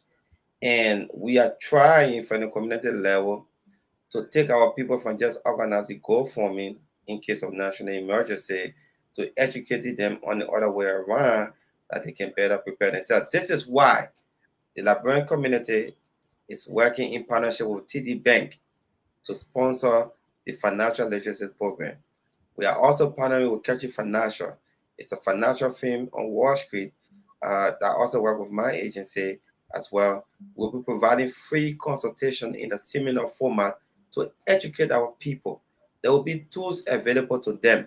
And you know what? I'm so excited about that office space. Are you willing to do that to educate people, not just only with New Jersey area? I'm getting a little bit jealous here now. Well, first of all, we are more focusing on our community side, but we are willing to share our ideas and provide consultation with other Liberian community, like in Pennsylvania, Delaware, New York, and other places. We are not selfish.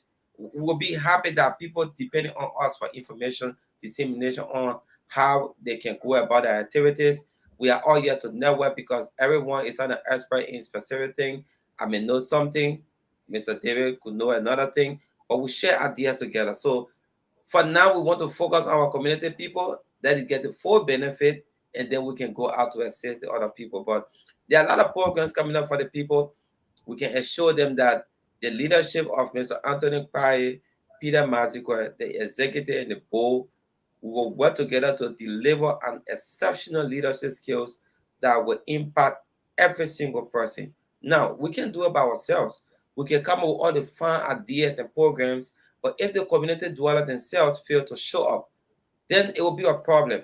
But now we're going to do it in a way where we will come up with our annual plan. They will see dates, months, and time this program will take place so that they can have time to prepare. So even if you miss a program in, for example, in August, you can plan for another event in September or in October. So we will come up with our yearly activity, but now we're just starting, so we have not come up with our yearly plan yet. We're still working on this. So as information come up, we will disseminate, and we're going to use the media. I'm glad I'm from the media background. We will continue to disseminate information on every single platform that is available to us, so our people can know what's going on. Because if we just stay in our offices and not coming out to the people to explain some of the programs, they will not be aware of it. So every program that we intend to implement will come to you, our partners, to see how best we can use the platform to educate them. So that's why we want to say thank you for this opportunity, and we'll continue to do it. But the community's door is open. I mean, the next time we appear, we'll be announcing our numbers, our hotline numbers that people can reach out to, and they will know the various chairmen and coordinators for different townships that they can reach out to. And we'll also organize an event in those various areas that we can be able to reach out to them, because it's part of our decentralization program. That's why some people are getting angry, Mr. So, oh, why are you leaving for Trenton and going to Ewing to have football game? It's not only about football game, it's about decentralizing our activities. You remember we have the parade in Trenton? Remember we having the independent ball in Trenton? You can't have all the event in Trenton. You have to reach out. So other people that drive to come to Trenton, ain't they human being? They are part of the community too. We have to show them love. We'll be going to Ewing. We'll be going to Morrisville. We'll be going to Bristol. We'll be going to Burlington. We'll be going down to Willowboro. We'll be going down to Princeton, in Hamilton. Liberians lives in those areas. Even it don't have to be soccer activities, but most of the networking events we'll talk about will be identifying different areas that we will go. We're not just going to sit in Trenton and we'll do everything here. No, we'll reach to the people. So people from Trenton too can feel they see impact, have people drive from Burlington to come here with the borough so they can drive to go there too. So it's about decentralizing our programs and activities in the community. Okay, what a great conversation. We're looking forward to having this. You say, anytime, and you are a media guy, so I have no reservation that you're going to be a media friendly. Even in as much we all call it doesn't mean we'll come here, we're going to prepare oatmeal questions to give it to you. Right. You know that. We ask you all of the tough questions, and we need to start holding all of us, even I who sit behind the microphone, things that I say, I must be held accountable. And this is what we don't want to do. We want for people to listen to us. We want people to take our word, but we don't want for people to judge what we do. And I think that is wrong. And with what you guys are starting, believe me, if you put yourself together, solidified your community, you can speak, and the world will listen, and the state leader that will listen. Even when something is affecting our country, they don't know that's some part of it. Our whole community is in disarray. So how can we talk anything about Liberia for them to listen to? Or we ourselves, we're not even correct. So it's a two-way street. Gentlemen, we want to thank you so much. We'll be monitoring development. Again, going to make LPR mailbag address available. As long as you share content with us, news bulletins, releases, whatever it is, we can also get that going on our official website of the Liberia Public Radio. That's part of what we are doing to promote, to encourage, to tell our brothers and sisters in Liberia, there's a good side of those in the diaspora as well. But when you're doing it bad way, then we got to talk it. We can't just joke finger in government eye and we always say, yeah, we're not correct. Then I want enough fair. All right, David, is there final remark before we let you go? Yeah, let me say thank you to the president and the leadership, the board, for giving me the opportunity, and the vice president, Mr. So, Mr. George, and Mazeda Gizi, right? Your boy from Philadelphia. You're a lover boy, yeah. Yeah, let me say thank you, to all the viewers, and let me say thank you to all Liberians living here and people intending to move here. New Jersey and all its surrounding township, very nice place, good weather. We have the best so far. All that day you go on the farm, you just walk on the farm, you get whatever you want. New Jersey is a very nice place to be. So I want to say thank you, and we're encouraging more people to move out here so we can get more voice. We want to not just limit the community to a fight, social clubs, social activities. While it's true that we need it, but we need our voice on city council. We need our voice. We can reproduce senator. We can produce governor. Yeah, once you qualify, we have Liberian professionals. And we want you to come and do your form because we know we have Liberian lawyers living out here. We know we have, Liberian nurses living out here. We know we have Liberian doctors living out here. And this is the interesting thing. The Hispanic people, when it comes to business, they're doing something smart. They know people who are literally from the immigrant background. One or two will have paper issue. They place their law offices right on the road. And then you go there, that's money you take it from the community. But what if we knew a Liberian lawyer that could do the same filing, the same paperwork? We go there and be able to get our help. So we want to say thank you. And I hope we can come back. Mr. So please inbox me your number. I lost it. So let's crack a little bit joke before you go. You ready for that? Yeah. Frank Messi, where your patron? Chief Collie? He just called me. He listening. the moment they alive or dead. It's a political movement. Comes in election time. Let me get. A lot of people don't know what I do. So I was with. I ran. I supported Madam Salih. After that, I supported the early re-election. After that, I started the Never We Are movement. It was just an argument that we never wanted we are. And he won. And people don't understand the issue of accepting leaders. I'm not enemy to Mr. Weah and the CDC. I just did not want him as president, and I did not want to join the Unity Party because I am not a member of the Unity Party.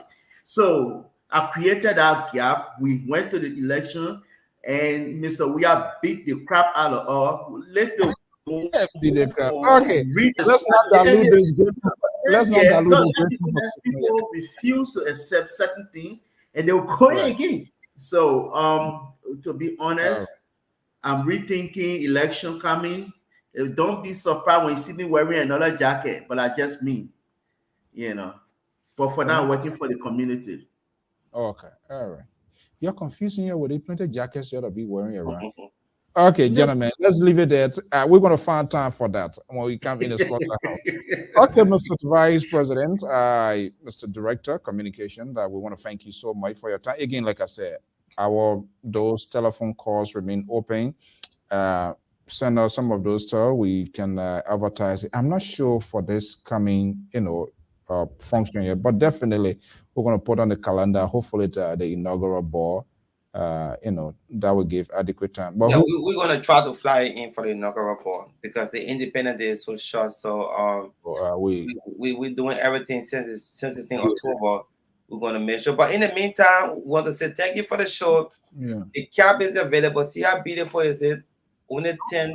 I'm up for that cab. $10, and then we have the. You get layaway. Come again. Layaway. Wait, Mr. That's it. We get layaway, and we have the polo shirt. We're not dealing with no round neck. We have a professional polo shirt, very standardized one that take you for the next 2 to 3 years. Even if you watch it every day, it's not going to fit. Our t-shirt is $25. Come and support your community. We are counting on you. Now, you don't only have to be in Trenton or in the state of New Jersey before you have your independent gear. If you contact us and order your t-shirt, I can assure you by Wednesday this week. If you order now, you'll get a t-shirt by Wednesday in the mail.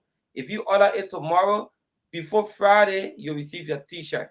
So you don't necessarily have to be in New Jersey before you order your t-shirt. It's all about our country independent. I don't know about other cities. I don't know if everywhere people printed t-shirts or what have you, but this is an initiative from the Liberian Community Association of Central Jersey.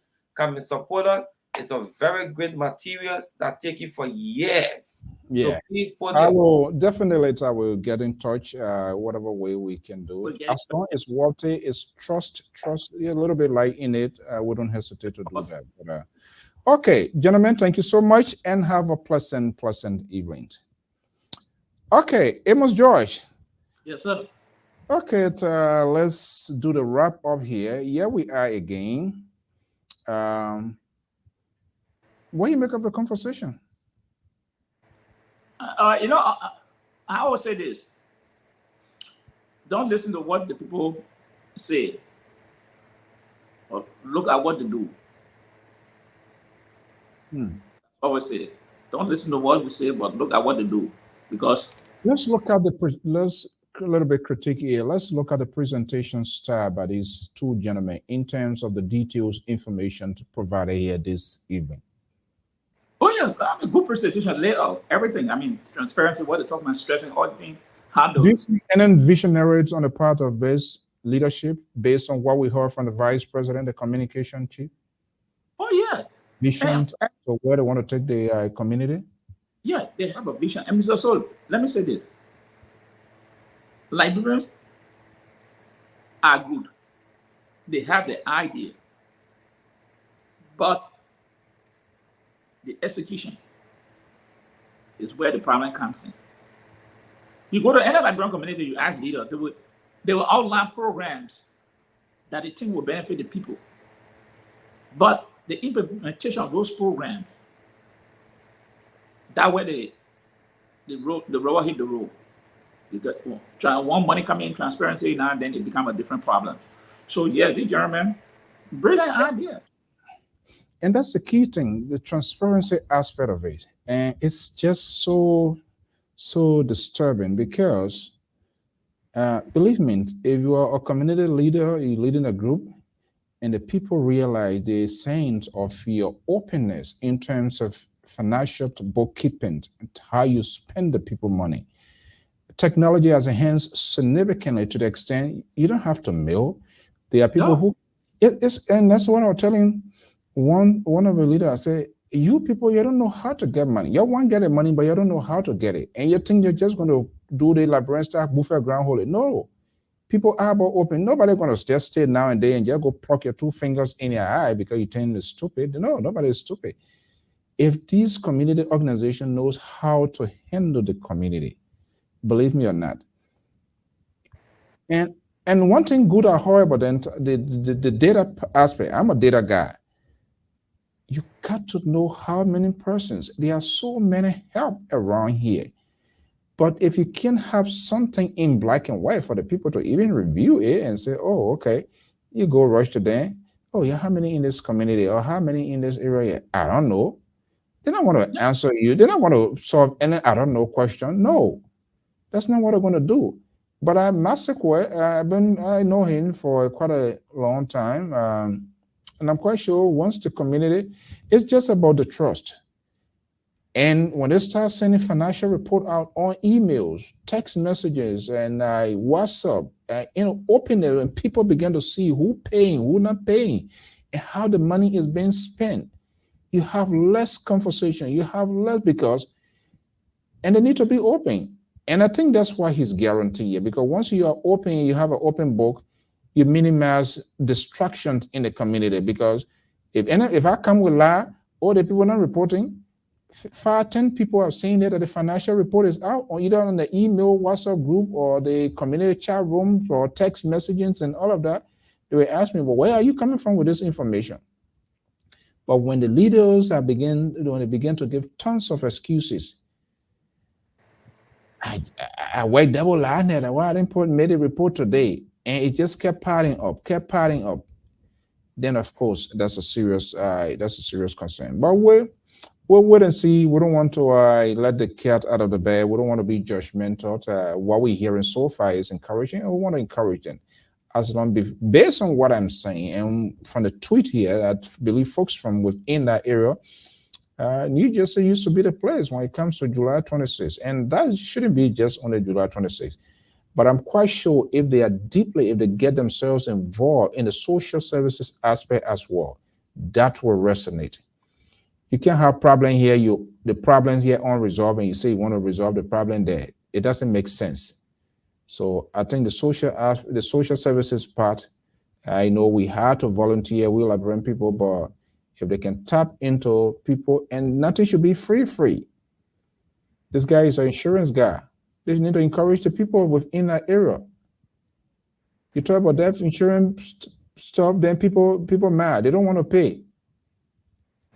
But when somebody, then they pleasant phone call to inconvenient people all of monthly or weekly bills, because you have to take it. If you don't do it, you'll be seen by friends, by peers, family. Oh, he doesn't want to do this. But they forgot to know this is the society that we are in. And we have to live and cope with the standard of living here. If you don't want to do that here, then go home. Simple as it is. Go ahead. Yeah, I mean, we saw what the Jeremiah are saying, brilliant idea. And the last time this ball, Oteva Tikin spoke about a similar thing again. You know, database, getting these people together, educating them, all these things. Oteva spoke about it again, and Jeremiah coming out again, laying all the same thing. And again, reaching out is very important. And that one of the things I try to admonish you, young leaders are coming to power. When you have the communities, there will be a whole lot of detractors. But I always tell people one thing. Most people always sit down, stay on the sideline to see how far you will go. Some people do not want to start at the beginning. They want to see movement, then they come in. Few want to start. And that's why I want to tell people. Most people don't want to start good things. Many people don't want to start good things. You tell them, oh, my man, I ain't bother myself, man. But when that team pick up, then people start everybody gain glory. We all put it together. But when you spoil, they're not inside. This is the thing. So I tell people, when you start with the kind of programs, yeah, you have people who say, my man, I don't come and I'm interested in seeing old people. But I said, when you start making an impact, the very work will start coming. Because what they're friends, hey, my man, this part doing something real. Something happened in the community. They see you people present there. We heard this, we can to tell you people, okay, this is what we do. We don't have it, but this is the part we present. Yeah, leaders in the community should be a light. They must be a light with their community, things that are going on. Don't wait until people call you. Make just sort of prompt interventions. Let them see that you are there for them. Definitely, people are going to take a turn. They're going to have a second load and say, wait a minute. This thing never used to happen in this community, but see why it's happening. They will get it. The news reaching people. Pick the phone up. Hey, I heard you are not well. Just call to check on you. Do you need anything that maybe... Exactly. People just, we human beings, it's just to make somebody feel good. The idea, even pick up phone, call your community. That alone, it makes them to feel important. It makes them to feel they are part of the community. It makes them to feel they are human. That's it. That's a humanity part of it. Yeah. When you're in the hospital, okay, somebody will come there to stop by to say hi to you. That person will get a left out account and say, hey, look, we just stop by to say hi to you to find out how you're doing. Keep on posted. Those things impact on people. You know, you don't have to wait that the trouble happening before you appear. No. As a leader in the community, and these are the things that we're supposed to be doing to change the narrative. It's not just about collecting money from the people. It's that when something happens, you hear the news as leader, hey, let me call. Do you have the number? Okay, let me call to find out what happened. Is there anything maybe you need or we can help you with or we can do anything? Let us know. Those kind of things. You know, maybe there's a number there. How come not something? Look, someone got a doctor appointment. Maybe if you can't make it because transportation from an older person, call us. We'll call somebody, maybe someone we're not working with, or tomorrow we can say, hey, my man, we want you to drop this person to the hospital. People will buy a gas. All those things. It makes people feel part of a system. You know, it makes people I think his message here tonight was very concise. It was meant to speak to their people, to tell them whatever happens in the past, we should let it go, but we are here to have a new beginning. He's a communication guy, so obviously he knows what to say, what not to say, and how to direct his tone to the base. And we're going to wait and see. But I think pretty well is good, and we need to also start bringing services to our own community. And the reason people, they don't pay attention and they think one person, two person can do it. This place here is a collective initiative. American, they don't believe in one man solo thing and you think you want to be the King Kong. No. Even, for example, what is ever going on in the country today, it will fuse the way order that is not right. The only way they will listen to us, to see us as a responsible people, as a community-based organizations, as an advocates group. I'm not talking about the one day we're just screaming, yelling, cursing, and all of that. You curse me, I'm not going to listen to you. Don't even come closer to me because you're going to swallow your teeth. But conduct yourself responsibly. Craft a position statement and give it to your leaders. Once they see you organized, guess what? They will put it. But the entire community is fragmented. It's bent simply because of corruption, eating money, all kinds of stuff. Countless, all kinds of stuff. Disorganized power struggle. This other association get this other one. The other one gets it. And everybody break. How can these people listen to us? How can we even question the credibility of national government when we ourselves, we need to be questioned and we need to provide answers to things that we are doing? Well, it's Sunday. I didn't go to church today, so I don't want to preach. We're going to leave. To all our viewers and listeners across the globe, we want to thank you so much for this interview, this community engagement, and we will intend to dialogue with them. So we want to encourage other communities to come forward. As we talk about Liberia, we must talk about our community. We got to fix it first. If you can't fix here, you can't fix there. Simple.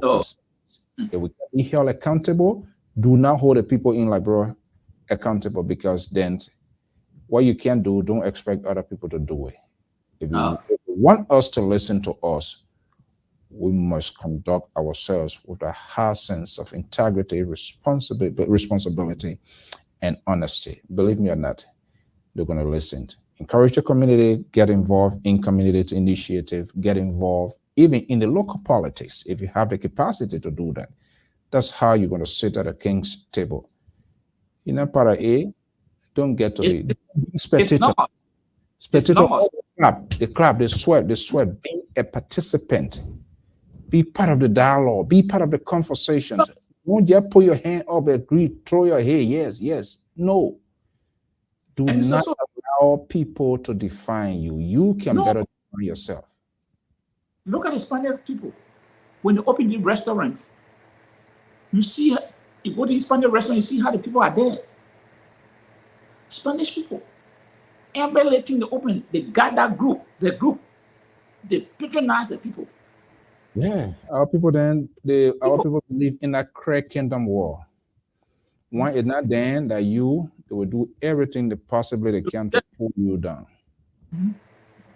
All right, Pa Joyce, I want to thank you so much for tonight, and we want to thank the community leaders and the people of Trenton, New Jersey. All what we can say, the community there, give this leadership a second chance. Give them the place to stand, and hopefully they can move. You can ask all of them. I'm glad that they say that they are willing to answer questions and to talk to people. You know, engagement, that's all about it. And believe me or not, what I heard tonight, if they live and play by that book, I think there could be a drastic change. And another thing too, the good thing about it, the COVID king, it get a good side, it get a bad side, because the corruption, the disunity, the confusion, so COVID king, everybody went helter-skelter for 2 years. So everybody's tired, cooked, and done now. They want to have fun time. So they will go and boogie, they will go and do everything. And then they will use that time to reconcile their differences. Oh my God, Steve Harris, walk about I can see their day body, their man bodies. So it's better late than never. We're going to catch you another time. Amos Joyce, I want to thank you so much for your time this evening, and to all our viewers, followers, Madam Harris, our prime time listener, but today later she did double or triple. So she, Mr. Willen Chenowit, thank you so much. Dan Dennis, John Davis, Cecilia Logan, Vanny Shema. Which are the Vanny now? Are they senator or who? I don't know. You know the Shema part. There are a whole lot of people. So.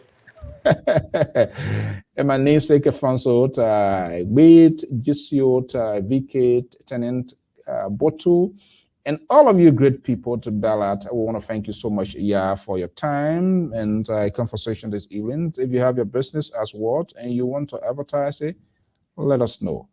We don't just do only politics here. We also take on community initiative. If you are Liberians and you involve, you are entrepreneur, and you have some visionary stuff for Liberia, some brainy issues you want to talk about, let us know. And this is why we are not selective who to host, what to say, and what not to say. As long as it's going to be a beneficiary to the community, to the society, trust me, we're going to have that conversation. We want to thank you so much for your time this evening, and we're looking forward having more programming right here on the Diaspora Informative News Network, Liberia Public Radio. Guess what? The Liberal is coming back soon. Okay. Your friend. Yeah, I'm waiting. Is he your friend? Yeah, he is my friend, bro. I commented the other day for his song. You told me that you are moving in his column. Is that true? You're going to transform to his ideology. Is that why you guys are talking behind me? You know, that's why he called me center right. I'm not. Are you? Yeah. Yes. I'm not a complete liberal, and I'm not a complete conservative. So you're in the middle. Huh? You get right there in the middle, or where? Yeah. I'm in the middle. So there are certain things I go conservative. There are certain things I go liberal. Like when it comes to I tell you, his liberal idea will change. His son just graduated. He's a Marine now. So he was telling me a fun. So when the guy starts speaking a base, some of the training technique, he went in a share. So I said, oh, you think that the same total man you knew yesterday, he has gone through other training. So you need to adjust yourself accordingly. See, the man now, the guy now, he changed. I think I need to find a place. You need to. I said, oh, you will learn. After when you're talking, I wrote on a report. I said it's in the blood, but you should know. Yeah. The army thing is in the family blood, so you should know. Yeah. And he said a lot of story about his little brother, so you should know. So in the blood. Yeah, this is a guy. He said the guy used to be something, but by the time the guy woke up, since he came back, early down here, work with the people. There's no need to be here. There's no need to be there. This is how it should be done. I said, oh man, this guy training here, he want to open another training base in the house. Amos Joyce, I want to thank you so much for your time this evening, and all of our folks. Thank you so much for your time. And by God's willing, we're going to be right back here with more programming. Until then, I'm Alphonso Zean, so the old man on the wall time has caught up with us here this evening. Thank you so much. Before we go, let's go to Maryland County, the county of Awiali. And that's where Minister Ablika Ablokologe, that's the Grable Princess. He's going to be taking us home. She's going to be taking us home this evening. Thank you so much. Have a pleasant evening. Bye-bye.